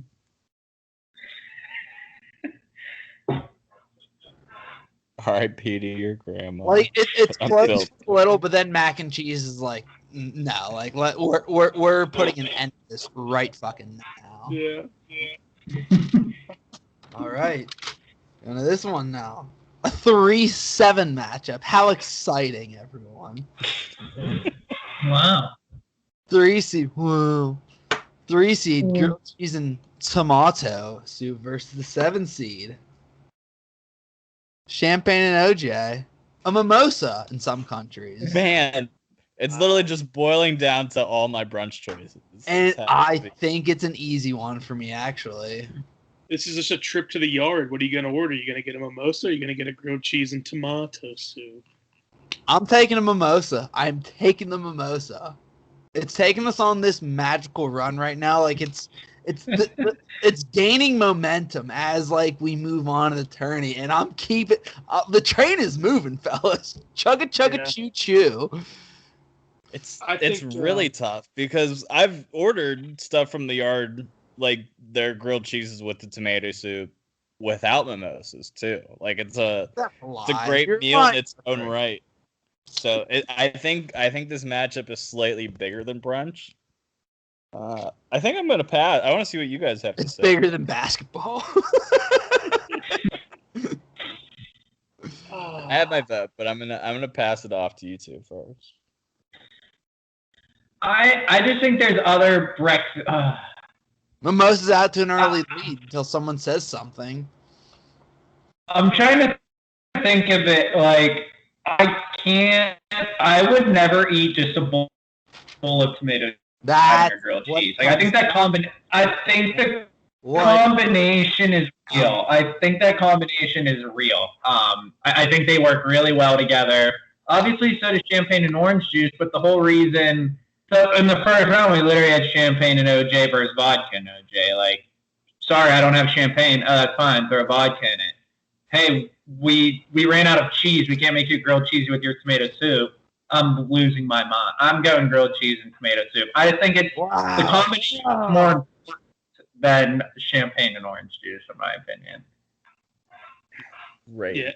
Great argument. You want to go, Kyle? Or you want me? I got mine. That being said, if Mimosa wins, I have no problem with that. This is just like you want both teams to win, which kind of sucks. Yep. Yeah, I mean, those are great points, Will. I'm sticking with my guns. I know I think I went against Mimosas in the last round for the same reason. I'm just more of a food guy. I just love Food. that crispy bread, the melty cheese. It's just so good. And there is something to say about that. Like, I would never eat tomato soup on its own, but with the grilled cheese, I would. So, like, that makes it a very strong duo. So, I'll go grilled cheese and tomato soup. All right, Connor. I am coming to your rescue. I know it's a food bracket, but at the same time, mimosas is here, and mimosas are one of my top 5 favorite food and drink items. So, heads. Connor wants that. For heads. Oh! He's into oblivion. Heartbreak City for mimosas. Damn. That was a good by mimosas. Yeah, really. What a run. That stings, son. It does. Man. That's what these games come down to sometimes. Some people go home with their hearts broken. Connor's due for a good coin flip here soon once we get into the final board. I know what matchup I'm saying last of the Sweet 16. Damn, they're all so fucking good. Let's do this. Let's just do this one now. I think I know where we're gonna go. PB&J, the 1 seed versus the 5 seed, chips and salsa. This one's closer than I think people expect, but I agree. My problem is that, and we already mentioned this, how like I think queso's better. Queso's better. So I'm going PB&J. They keep it close. PB&J runs away. Like with like 8 minutes left in the second half, PB&J is like, "Now we got this." Yeah.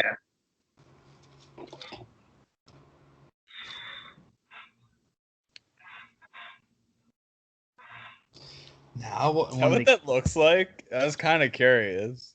Yeah.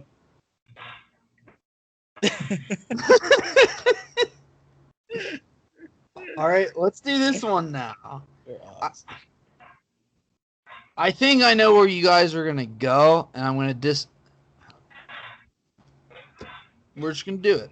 The 1 seed, cookies and milk, versus the 5 seed, chips and queso. Oh man.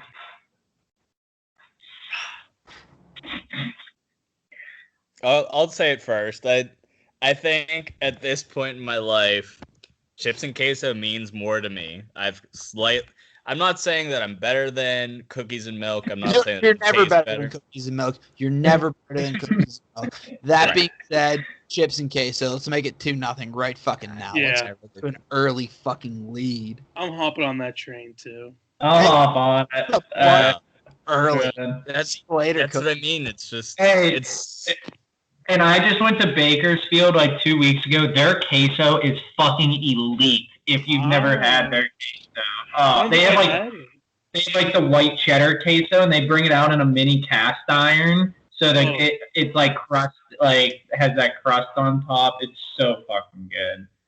I think that's cookies and milk's biggest problem is milk is just milk, and the dipping sauce is more. Like, queso just has so much ceiling where milk's literally just staying the same. Like, I don't know if I'd drink a glass of milk right now, but I would drink a glass of queso. Right. I would. I just would. And I think chips, too. I think chips have a high, like, there are places you go that literally have, like, awesome tortilla chips. Like, chips are, all tortilla chips aren't made the same. You can go somewhere that have awesome tortilla chips.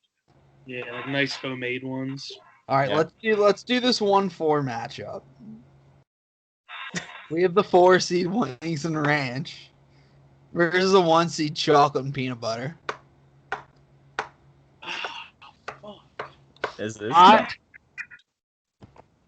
feel I've staked my claim against Wings and Ranch, so it would be disingenuous of me to go against Chocolate and Peanut Butter. That being said, like if Wings and Ranch wins, I do understand. Like I'm not an idiot. Well, I am an idiot, but not like in this sense. Like I get it. I get That's Wings fair. would winning here. Connor, I think you would be considered a traitor to the fans if you were to all of a sudden go to Wings. I think you're. Yeah. I have to go Chocolate and Peanut Butter. I have to. I'm gonna eat this right now. Actually, That's it. That's his pick. That's his pick. No. I gotta think about this. He's thinking about it while chewing. He has Wings and Ranch right in front of him too. Yep. It's in Ranch. The live bracket taste test. It's tough. It's tough because it's a meal compared to a dessert, and But how good is that dessert right now? I mean chocolate peanut butter Reese's. I mean it's some of my favorite candy It's all there our is. favorites. It's all. But wings, man, I could eat wings every day and never get sick of them. Wait, I know we're Can we the first bracket where we've actually had a live, like, there's a team in the tournament that's being eaten alive. Andy, I believe I know where you stand on this, but Kyle and Will, are you guys flats or drums when it comes to wings? I prefer the drum, honestly. I think there's more meat on the drum. I know the flats is probably the more popular pick, but I like guy myself. I'm a drums guy myself. Yeah, actually. The drums are easier to eat, in my opinion, too. Like one hand. Yeah. Look, I'm not anti-flats. I'll crush flats. I'm just a drums guy. That's all. Drums are easier to dip. That's really what it is for me. For sure. Yeah, so I had no idea drums was the popular one. I feel like flats was. I think flats are popular. Yeah, because I'm a flats guy. I don't know what it is, but I just feel like that meat on the flat, like right in the middle, is just like that one bite is just better than any bite of wing that you can have. No, and I will say with the drums, like the top of the drum where it's like that crusted meat, like you almost feel guilty throwing that away, but it's not real. Like you can't eat it anyway. So like when you put the bone down, it almost looks like you didn't eat the whole wing. But with a flat, like you can clean the bone with a flat. Which I agree. So.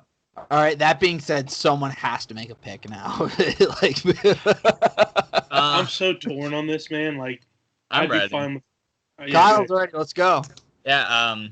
I am a chicken wings and ranch guy through and through. Fuck blue cheese to the death. But my number one dessert favorite, like extracurricular, whatever you want to call it, of all time is Reese's peanut butter cups.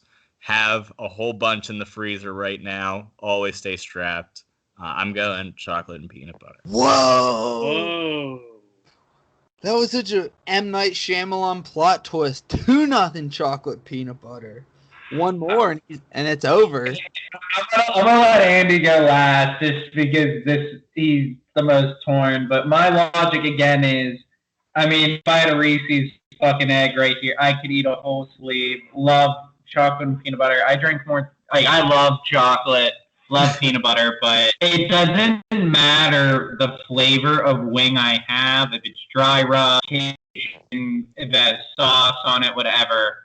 I almost need ranch to go with my wing. Like it just makes every wing better. There's not a sauce that you can get, even if it's a fucking ranch flavored sauce or dry rub. I'm dipping it in ranch. So I'm going wings and ranch is my choice. Either way, this should be a fucking Final Four title game, an Elite Eight game, or is this Sweet 16 still? Sweet 16. Oh my god! Yeah, this is one you want to be at. This is a game you need to. You'll remember this game if you were at it for years to come. My vote though is for wings and ranch. So this is really hard. Like He just ate a Reese. Wait, time out. Before you go, Andy, Kier, pick one of these drinks you have to give up for the rest of your life. Beer or chocolate milk. Will's two favorite things in the world. I would have to give up chocolate milk because I'm not a child, but that would be so fucking hard, dude. I would give up chocolate milk. I drink a gallon a week of chocolate milk, but I'm trying to get off of it a little bit. It was honestly from like 7th grade to 12th grade. I'm not, and it's expected. 7th grade to 12th grade. I'm not exaggerating. I drank 3 gallons a week for about 6 years, and I've never broken a bone. My teeth are strong as hell. So hell. I can't complain, but I'm turning 28 in a week. Like, if I had to give one up, it should probably be chocolate milk. But that's a fucking question. Now back to you, Andy.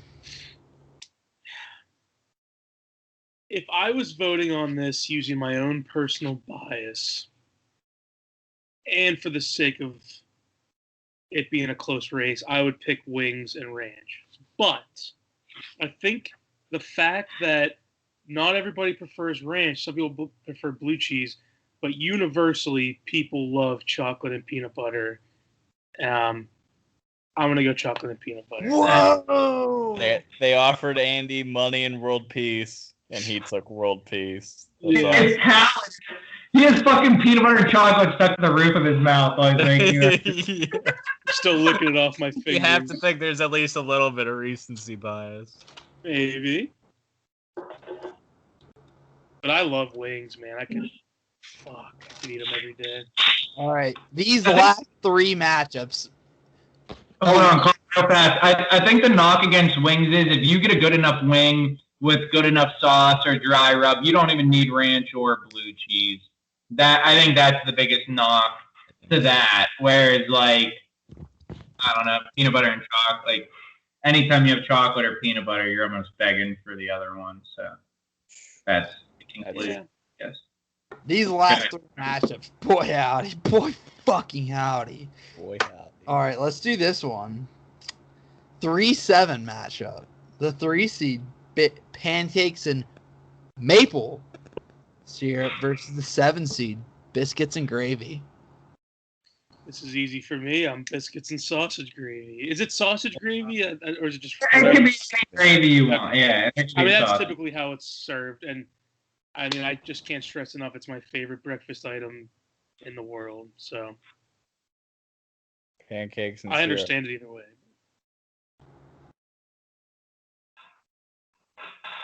So it's 1-1. Yep. Here you go.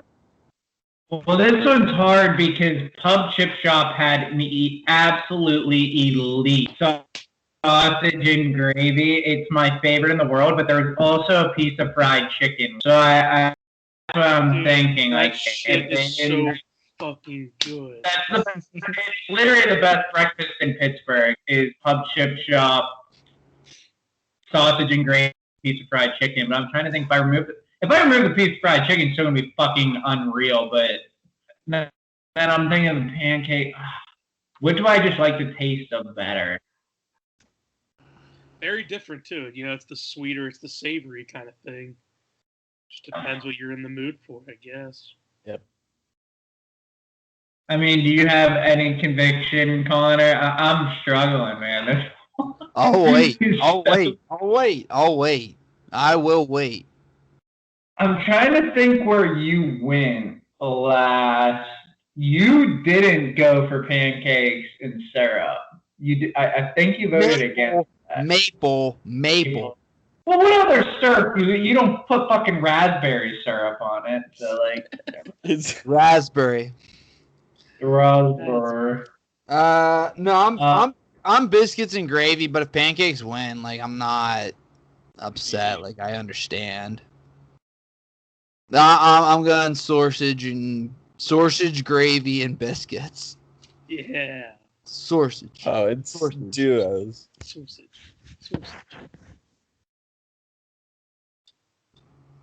Fuck it, I'm riding the train. Let's go biscuits and gravy. Oh, see you later, pancakes and maple. A 7th seed in the Elite 8. Fuck yeah. That one was hard, man. That one was hard. That's a tough one. Those are two elite breakfast items, you know? Yep. This is March. These we may never get better matchups than these ones. Ever. All right. 2-6 matchup. The 2 seed pepperoni pizza versus 6 seed fries and ketchup. It's time to let my opinions creep in. Fries and ketchup. Wow. Ah, I'm man. gonna go pepperoni and pizza. Just, I love fries, but like if we're just talking just straight up fries and ketchup, it's a little too plain. Like it's a side dish, you know, like it's delicious, but like pizza's star of the show. This one's hard for me though because I don't need pepperoni on pizza. It obviously enhances it, and I'm not a fan of ketchup, so I'm trying not to be biased. But like I can eat fries with other things. I'm just trying to put myself in the shoes of someone who enjoys. I'm trying to match my like for pepperoni with ketchup and trying to be fair. The tough one. So here's So what it's really good, like a good fry versus a good piece of pizza. But go ahead, Connor. I love pepperoni pizza. I love it. It's pepperoni pizza is like a top 3 favorite food of mine, but for some reason I just cannot get out of my head just dunking McDonald's fries and ketchup right now. Like I just can't get that out of my head. Like it's stuck in my head. Like just that taste, that image, just like the feel of that crispy hot fry, dunking it in like the little white paper cup full of ketchup. It sounds like that's where I'm going, but I don't want to make that pick right now. But for some reason, it's just like stuck in my head, like just that. Sounds thought. so good. It's so good. I love pepperoni pizza too. Like I'm trying and like to try and like balance it out. I'm trying to think of just like a crisp piece of pizza with like the pepperoni, like little pepperoni. I love good crispy pepperoni on especially like I'm thinking of like a nice Fiore's pie with the crispy, like almost burnt pepperoni on the top. Every bite just like breaks in your mouth. As a non-pepperoni guy, I just think Vicelli's has the most aesthetic pepperoni. Oh, dude, and they placed them like perfectly. It's like a Christmas tree with the little and they were like the little bulbs where they would like curl up and they were burnt on the edges. And it's a perfect curl on every single. They're so good at it. I don't know what's going on over there. All right, I'm gonna make Connor think. This is tough. This is where my bias is gonna come out. I don't hate ketchup. I just don't prefer it. I'm gonna go with pepperoni pizza here. And a coin flip, I think, would be completely fair. Take the toss. I cannot get that McDonald's fry like dunking. I cannot get that out of my head right now. Kyle or Andy call it. I don't want to call it because I don't feel strong. I love both of these. I'll do it. Yeah. I'm going heads for fries. Wow. Pepperoni pizza. I'm good with that. It's a deserving team. Even if I don't like them, I respect them. Yeah. Was that Sweet 16 still? It was. Jeez. Here is 2 hours. Here's the best matchup we'll ever have, ever. Bacon and eggs, who came in like strutting their big old swinging dick. They're running into the 5 seed bread and butter. I know where I'm going. It's easy Me too. for me, honestly. I'm going bread and butter. Bread and Because butter. guess what? Guess what accompanies eggs and bacon and makes it so fucking good? Toast with butter. And that brings it all together. And bread and butter, you could argue, is involved in every fucking dish ever prepared. Every restaurant you go to starts you off with bread and butter. Eggs and bacon, that's only one little section of the day. You know, bread and butter. I don't know how anybody could dispute that argument. It's tough because bread and butter is so elite on it. Like bread and butter is the one thing that you get before your meal, and you like literally like when you were younger and your parents would look at you and be like, you have to stop, you have to save room for your dinner because you'd be eating so much fucking bread. When you're little, I do that every time at every. I'm almost. Well, now your parents won't tell you need to stop. Like you're just now I'm like half drunk at the table, just eating a fucking loaf of bread. My mom still tells me to stop because she's concerned, but I don't. I don't know, Connor. Do you at least have a fight for bacon and eggs, or no? Or is the momentum just still you? It seems like it's gotten out of hand for bacon and eggs. Like bread and butter is making a run of this fucking thing. They've covered every spread so far. And again, it's bread. It's just bread, so it's not like English muffin or like anything. It's That's fine. Give me a nice fresh loaf of Italian bread. Oh my god, I would. I'm literally like envisioning those mini baguettes that are just like every post-funeral party that I've ever been to, and it's just so good. I have a question for you. Did you guys like Outback's brown bread? Loved it. Loved it. Yeah. Longhorn's like basket of assorted bread too. It's like dude, their butter, I swear they put like. Wait. You talking about Longhorn or Texas Roadhouse? Roadhouse. But Texas Roadhouse has the sweet butter that they have. Oh my god! That shit's so fucking good.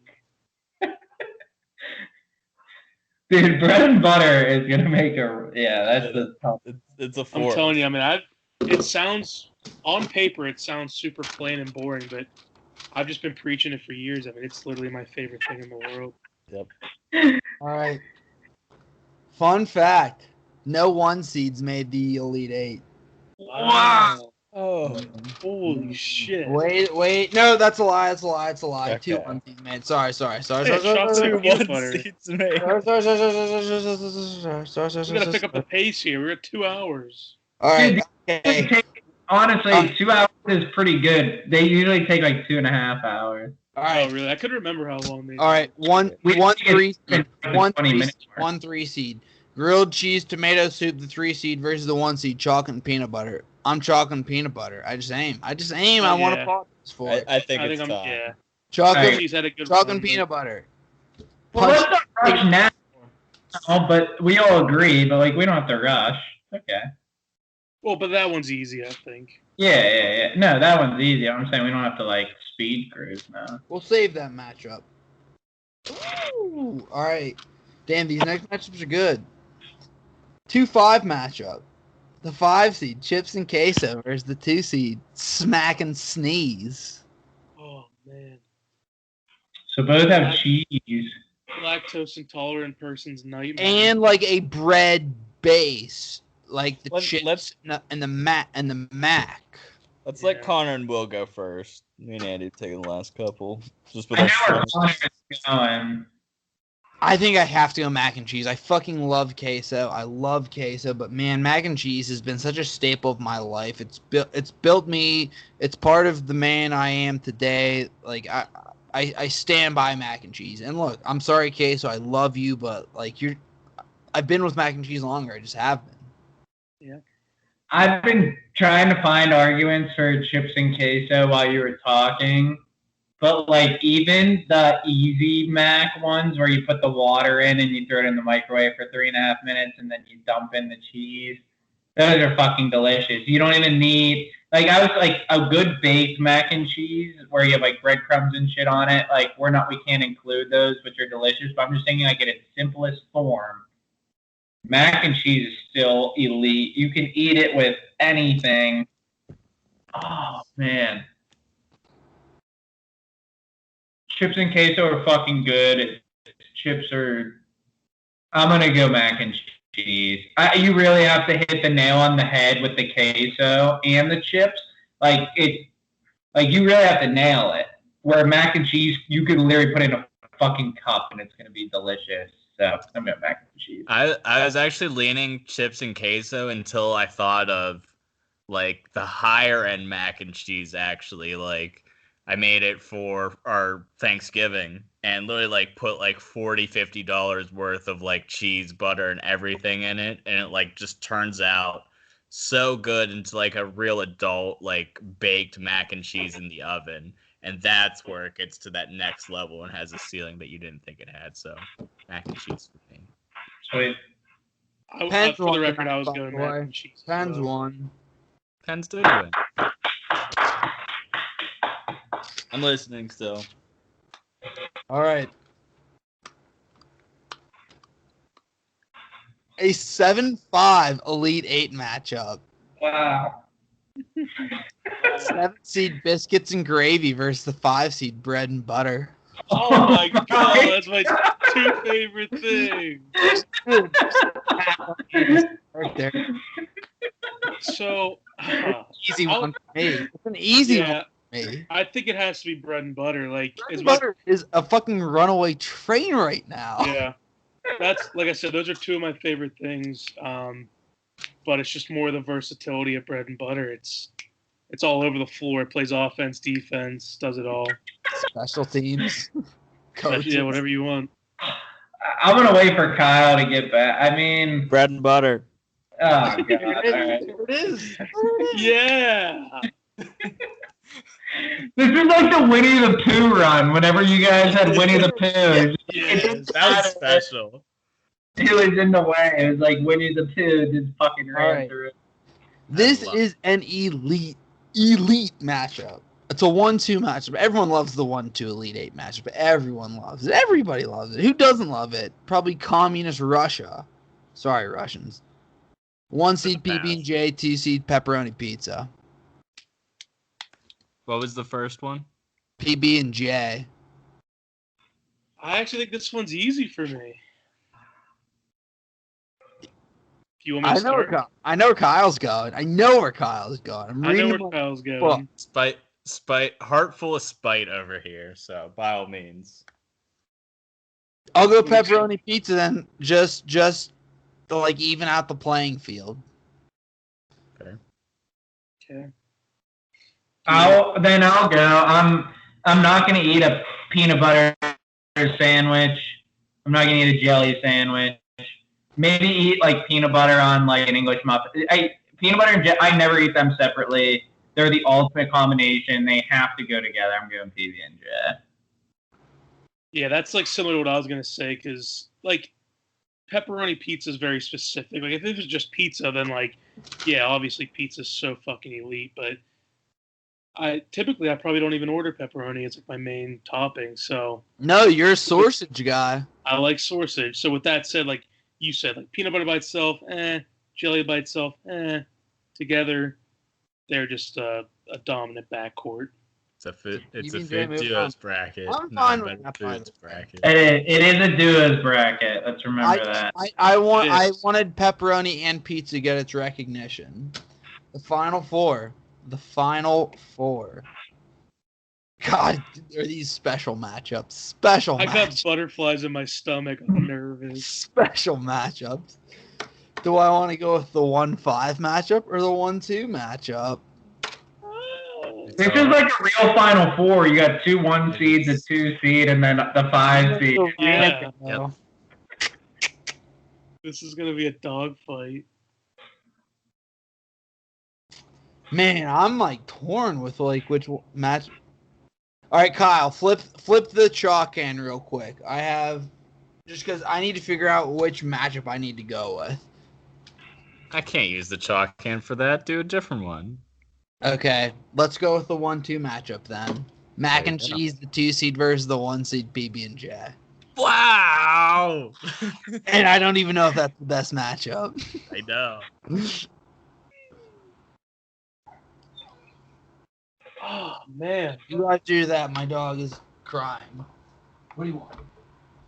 is it Woody? It is.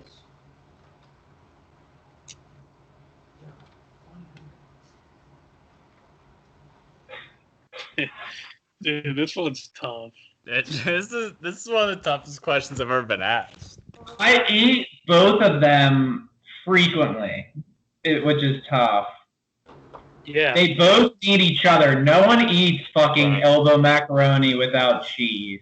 Correct. And True. right, same with peanut butter and jelly. I'll start. I'm going mac and cheese.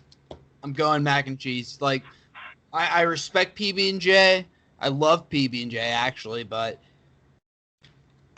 mac and cheese has made me the man I am today. As I previously said, I got to make a decision going mac and cheese.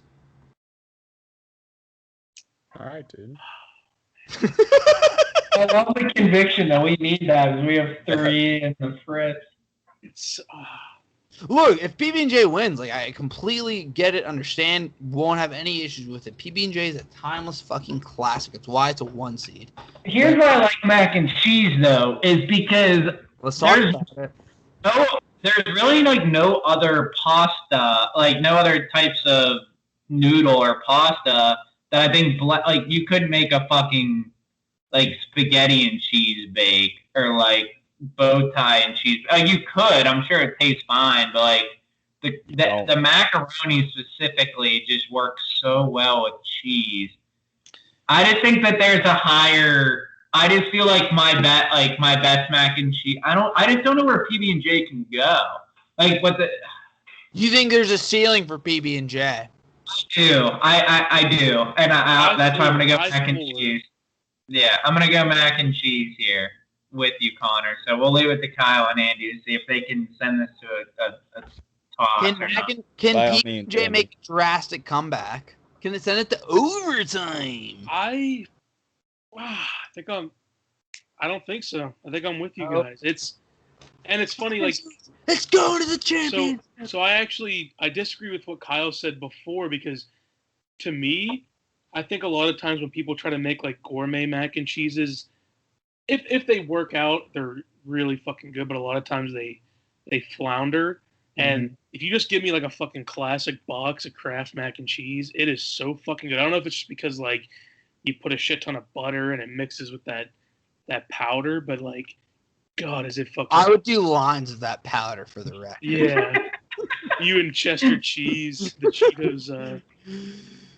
But yeah, I mean, dude, I think or PB&J, like, such a high floor, so consistent, like, great snack. But that's the other thing too. It's like mac and cheese I could eat more as like my main meal. There's so much you can do with PB&J. That's been your There's only central so much you theme, can do with too. PB&J. Only so much you can do with it. Yeah. All right. I had that's- mac and cheese locked in before Connor even said anything, but I wanted to see how it shook out, so I'm glad. Okay. All right. 1-5. Bread and butter, chocolate and peanut butter. I can't jump ship now. I mean, it's bread and butter for me. Like, man, I think a big. That's my mac and cheese I made. Oh, that's big, Dirty girl. Yeah. It's a looker. It's not the too try hard mac and cheese, Andy. It's the baked ziti version of mac and Yeah, cheese. that looks like has like a nice like crisp on the top, Mhm. and that sounds awesome. So the thing with both of these combos is, like we said with PB&J, there really is only so much you can do. There's so much you can do with them. Like if you want to get a little fancy, like drizzle a little balsamic on your bread and butter, or if like with your chocolate and peanut butter, I guess like sprinkling a little nuts or something of that nature. Just like trying to think. Just Yeah, they're both versatile. It's tough because I think chocolate and peanut butter taste better, but I think bread and butter I crave more. So I had to figure it. I gotta decipher between the two. I mean, it's just like, I think the biggest thing is kind of what I mentioned before about how bread and butter is just, it's your bread and butter. It's my bread and butter. Like it literally. That saying alone, I feel like puts bread and butter in the championship. Like I know, I'm really pissed that Will said that because saying like that. It doesn't have a saying like that. I was trying to save that argument for the championship, but sorry, my bad. It's it is. It's just like it's more versatile, and I mean peanut butter and chocolate, like fantastic, but it's really just a dessert, just a treat. I mean, bread and butter is there for you at all times of the day. You could even have it for dessert. I might have it when this is done. It seems like that's where we're going. Bread and butter. Like, honestly, and when we were at the Larkins' house, sometimes I would occasionally get Hawaiian rolls. And when I was drunk, I would literally just put that like spreadable butter on a Hawaiian roll and just eat it. It was like literally when I was drunk, and it was so. I bet 10 out of 10 every. Delicious. A 10 out of 10. It was incredible. Those rolls, I just had one of those today. Actually, they get so nice and soft. They're so sweet, and then a nice thick layer of butter. Okay. Bread and butter. It seems like that's the pick. All right, I'm in. Yes. I'm in. The championship. Took us 2 hours and almost 15 minutes to get here. About 2 hours. We had an intro. We had like a 20-minute intro. Hey, one seeds. Did you make it? Don't think so. Get out of here. 2-5 matchup. 2-5. 2 seed. Macaroni and cheese. Smack and cheese. Cheese double. Nah, I got nothing there. Where's the 5 seed bread and butter?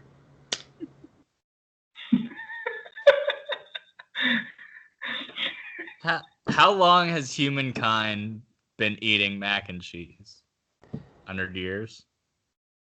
It really just feels like it's... Well, I'm going back. You know what? I'm going to start just to see how this unfolds. I'm going to my argument. My ceiling mac and cheese, I know bread and butter is there for you no matter what, every meal. I think a ceiling mac and cheese, though, could be a fucking bread and butter. Endless. It's endless. Like, if they... Like, just because they lay a fucking loaf of bread and butter out before you, but if they laid out a tray of, like, mac, it'd be the same fucking thing. That's your starch, and then instead of butter, you have cheese. I don't know. I've just had so many elite mac and cheeses. Like, I don't know. If I'm like, I want something hearty, and I have a loaf of just beautiful bread and cheese, and then I have a vat of macaroni and cheese, I'm going for the fucking mac and cheese. I'm putting my vote in now for mac and cheese right now.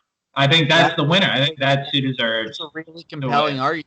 It's a really compelling argument. And it's something I needed to like push me. It's just because bread and butter is laid in front of you at all times. That's why, and it's fucking amazing. Don't get me wrong. But if macaroni and cheese had because we just said, you can put it in a fucking cup, uncooked, with a packet of cheese. You throw it in the microwave for 3 minutes, and you dump a fucking plastic bin of cheese in it, and you stir it around for 10 seconds, and all of a sudden you're pre-jacking. Like, that's special. Like, that, I don't know. That's a special experience. You're pre-jacking. I'd like to say this too. Like, would you say the lowest form of mac and cheese is Kraft mac and cheese? No, I think that's like one of my favorite forms. Well, I was gonna say all right, for all intent purposes, it's the lowest form of mac and cheese, and it's still fucking delicious. Yeah. Yeah, I mean, it's you can buy 4 cups of it for like $2.50 at Giant Eagle. The ceiling is the roof with mac and cheese. Keir swayed me. I'm mac and cheese. I'm mac and cheese. Like, bread and butter, yes. More consistent. Been here longer. Like, you need butter in your mac and cheese, and bread crumbs if you want to get technical. But, like, you don't. But you don't. That shit doesn't have butter. The Kraft ones, you literally have a cup of macaroni, you boil it, and then you dump a package of just powdered cheese in it, and it's over. That's no, there's it. butter. It's You still put delicious. butter in it. You put butter in milk. I can't not butter. So And mac I'm and gonna cheese. throw it back. Not Easy Mac. I found Like a the text. easy, like Kraft Easy Mac ones, all you do is just put water in, put it in the microwave, you boil the mac and cheese, and you dump in the packet. That's it. Yeah, That's all. I didn't know you were talking about Easy Mac. I was saying the regular box Mac has. Oh no, just Easy Mac. Like that's literally it. Macaroni and cheese, and it's still a banger. But I'm saying you can get macaroni and cheese at an elite level. I don't know. Yeah. I know where you're going. I'm curious to see where Kyle goes, and then if it comes. This one's tough because I love bread and butter. Joke. The earliest recorded usage of bread and butter, Nicholas Copernicus in 1492. It's been around since Columbus sailed the ocean blue, sustaining humankind for like over quick 500 years. I thought you were gonna say Nicolas Cage. I know, right? Dude, Kyle, that can't be accurate. Jesus was serving bread at the fucking Last Supper. I mean, come on. This Right. bread. Burning fucking butter that back then. Even better argument, which is my point. Humankind would not exist without bread and butter. We could be here without mac and cheese. It's just what it comes down to. It's integral to the human race. Without it. I am going bread and butter. And I think, Kyle makes a great point. It's been around for so long. And the fact that, like, there's multiple terms. I mean, first of all, bread and butter, like, oh, that's my bread and butter. Like, that's what you're really good at. People use that term every day. What about, like, breaking bread with people? Like, that's a sign of, like, let's break bread. We're going to form a friendship here, relationship. Time out. Butter me up. Time out. With butter my ass and call me. Have you ever heard of break bread in anything that wasn't like a TV show or a movie? Like, how many times have you said, like, oh, I'm gonna break bread with this person? Like, no, never. I mean, I don't say it, but that's people use that term all the time. What are you talking about? In movies and TV shows, I've never once heard it like actually used in real life. Your dad said it the one time when I was over there. Well, fuck him then. He was eating mac and cheese, though. He probably was. Yeah, either way, I don't care. I'm going bread and butter. I think both of these are two of the best items of whatever food that you could put in front of me. I think either one's worthy of winning. Either one's a classic. I'm going to go bread and butter, and I'm cool with the flip. Two things I'd like to say. One, if bread and butter wins, I'm not upset at all. I love bread and butter. However, secondly, instead of flipping a coin, could me and Andy do RPS decided right now? Absolutely. You have to. How are we gonna do this? Is it gonna work? Best of 3. 2, 3. All right. Someone call it out. Ready? Yeah. Yeah, Kyle. Rock, paper, scissors. Wait. This is all right. Rock, paper, scissors. What? Hold on. Let's do this. Yeah, try it. No, Kyle, I'm going to text you a number. What do we want to do? Between... RPS. All right. That's ready? 3. No. I'm going to count down 3, 2, 1, go. On go, you start the rock, paper, scissors. Ready? 3, 2, 1. Rock, paper, scissors. It's delayed. It is. I threw a rock. I swear to God, I threw a rock. We're restarting. On go. just flipped the coin. We Just tried. flip the fucking shoe can. We tried. We tried. We This is tried. impossible. 3 flip. Best of Great 3 idea, flip. Connor. Best of 3 flip. Who's the higher seed? Yeah, Mac and Mac and cheese the higher seed. cheese's heads. Mac and cheese is tails. I want tails for mac and cheese for the first flip. No. For all 3, Mac and cheese's head, bread and butter's tails. No, I won't. All right, sure. Ready? Best of 3. Tails. All right. Bread and butter with the first win. I feel like bread and butter just has too much momentum. I just don't think It's a runaway train. Yeah, it's just There it is. smoked. It's like Winnie the Pooh. It was like Winnie the Pooh. Just you couldn't. I need to go to Texas Roadhouse now that quarantine's lifted. The thing is, though, with Winnie the Pooh, like, it went up against Genie, and the fact that I thought, like, that still shocked me to this day. Like, I saw the bread and butter train coming. I saw it coming. It was a runaway train. Like, Winnie the Pooh, I still can't believe he beat Genie. But Bread and butter was more like, holy crap, this team's so good, how are they a 5 seed? yeah. And Winnie the Pooh was like, what's he even doing here? Just absolute magic. Didn't belong. That silly old bear. I'll never forget that run. I will never forget that run. Neither will our viewers. I hear about that one all the time. I'll never forget his bread and butter run either, because I feel like we knew, like, second round Sweet 16, like, oh, here comes bread. This butter. This team just beat Ohio State by 50. No, bread and butter. Yeah, bread and butter is elite. Very worthy champion. I've no problem with it, fellas. This was a lot of fun. The whole Final Four there was all worthy champions. Yeah. I knew once. Who did bread and butter take down? Whatever one seed it took down, I knew it was winning. I just knew it. I knew it. Did you take down bacon and eggs? Smoked bacon and eggs. Yep. Who did it? Who is the who came from the bottom of that bracket? Hold on a second. Let's see. There was an upset. Donuts and coffee got upset. Those pussies. It lost in the second round to biscuits and gravy. Donuts. That was it. That was Andy's toughest one. Yeah. Yeah. That was You guys want to do it? I'm glad that was the first one we picked to get back into it. So we will definitely have to do it again soon. You guys want to do a quick trivia? Sure, and we're here. All right. We'll do like the old school style. This one's just very distinct.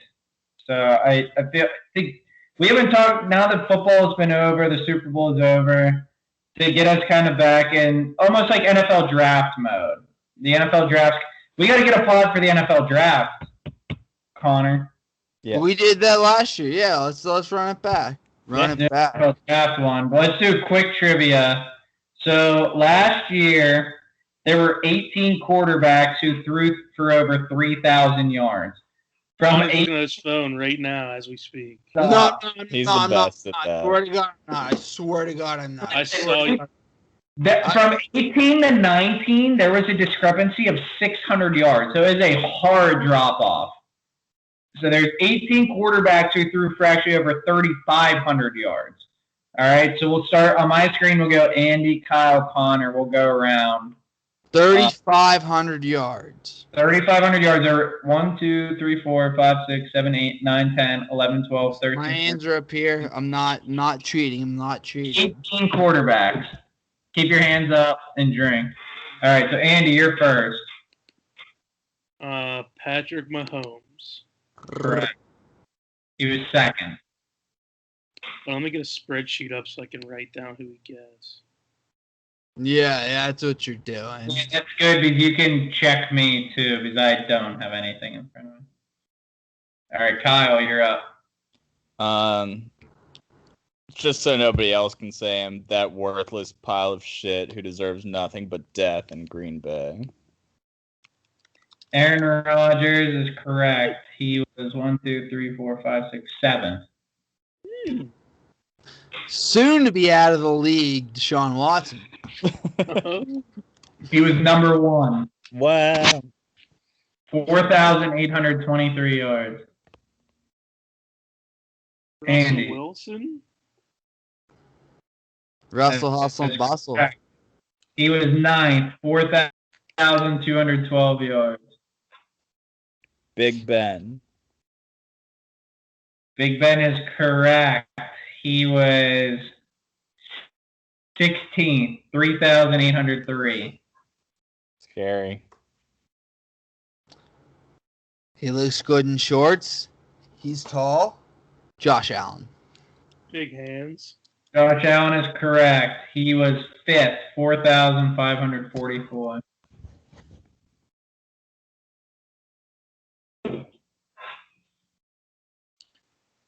I don't feel great about this one, but I'm pretty sure Tom Brady.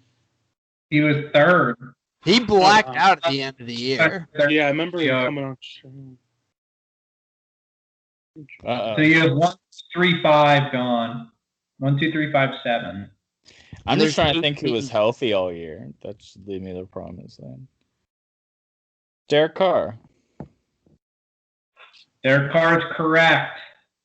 He was 11th, 4,103 yards.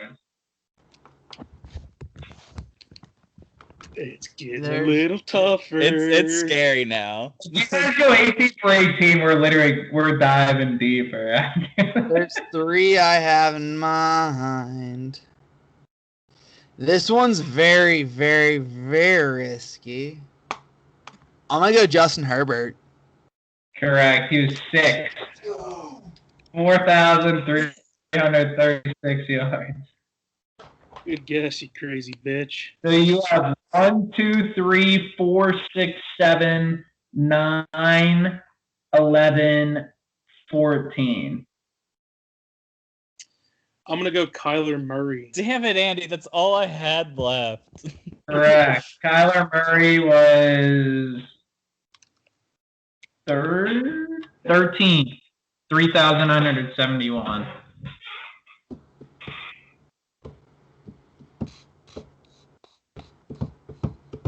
This is tough, man. I got my next one. Got my next one. Out of the football zone, dude, is tough. You got to recheck.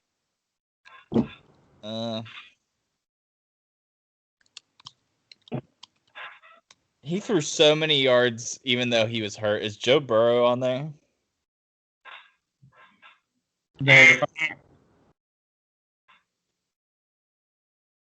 No.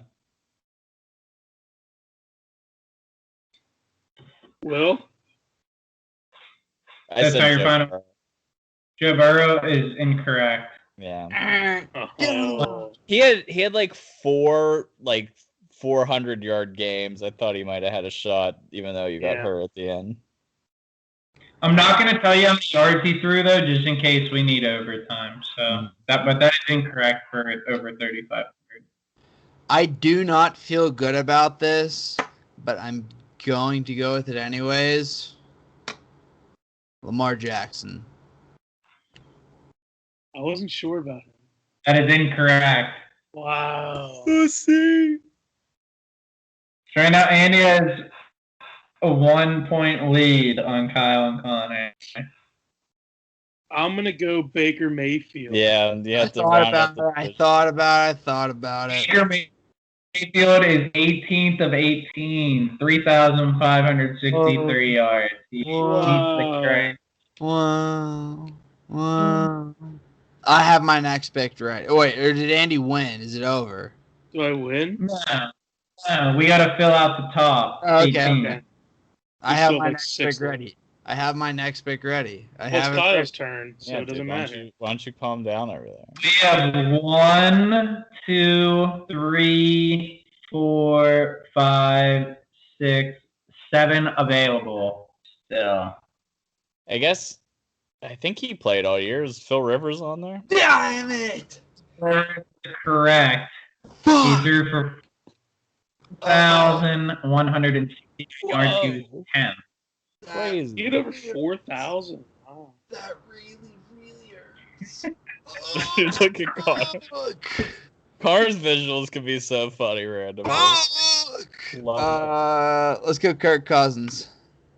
Kirk Cousins is correct. He was My guess. 4,265 yards. How about Mr. Ryan Tannehill? That's a good one. It's a good one. That is correct. He was 15th, 3,819 yards. Fuck yes, we got. So you guys are real fast, missing number 4, 12, 14, and 17. There's 4 left.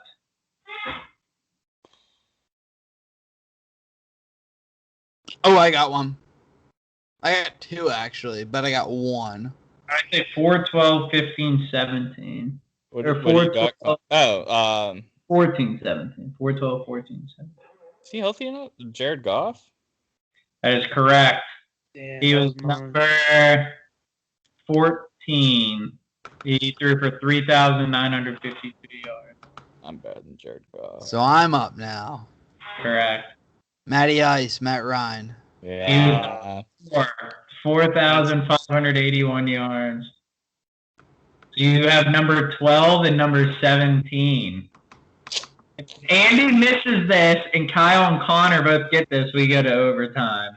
And I might just make out. I might go to a different category completely. Just reset. I love true. If Andy gets this, so it's over. This is for the win. All right.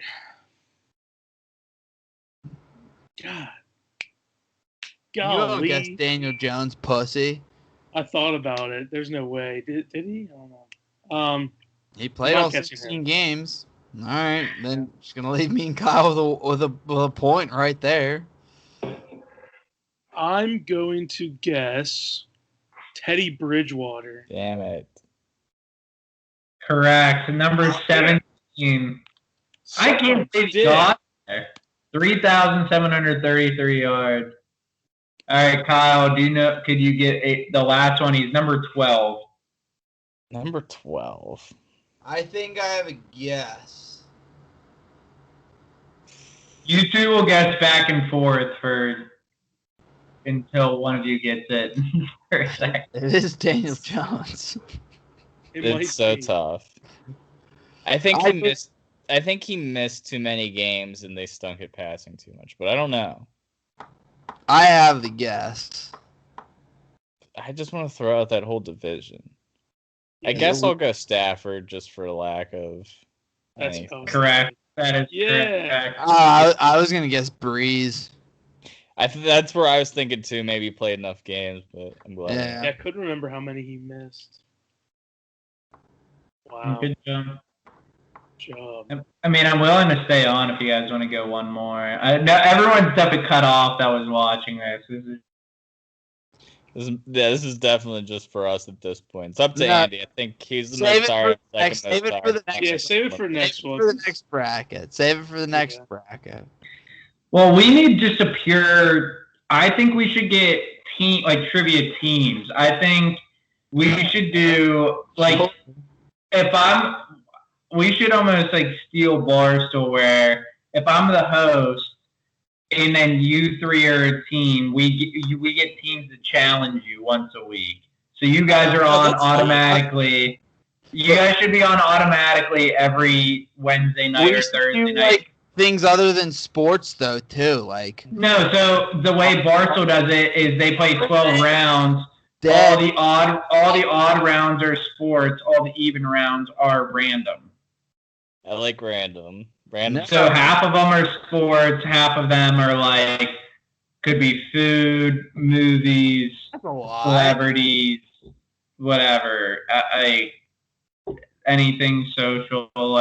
But half of the questions are sports. So they usually do an NHL, college football, college basketball, NBA, MLB, and I don't know. You know what I mean? They'll do 6 sports, then they'll do a music one, a celebrity one, a movie one, a TV show, a food, and then something else. So Dude, I like that. There's Like you three could be a team, and then each week, like I'll be the host, and then we could challenge a team of 3 to face off versus you 3 in trivia. We have a diverse skill set. There's a lot of mixed You reviews guys on do. the internet right now about whether DMX is dead or alive right now. He's like they literally are considering him a vegetable right now. That's the correct. So that's actually the I've term. seen Andy won't eat 20 him. minutes ago that he's dead. Apparently, his manager said he's still alive, which means he's probably dead if his manager's saying it. But man, that sucks. DMX is fucking great, a legend. Can you guys pick a team though for who you want to call out first? So it'd be a team of 3. We can scrap together a couple of chumps. Who do you think would be a good team of 3 you guys play in your first trivia? No, we don't want to spoil it. You don't just toss Yeah, it what up against. No, you think about I want to be the host. I'll write the question, We'll and find then you Should we 3 just keep it are a to team. What?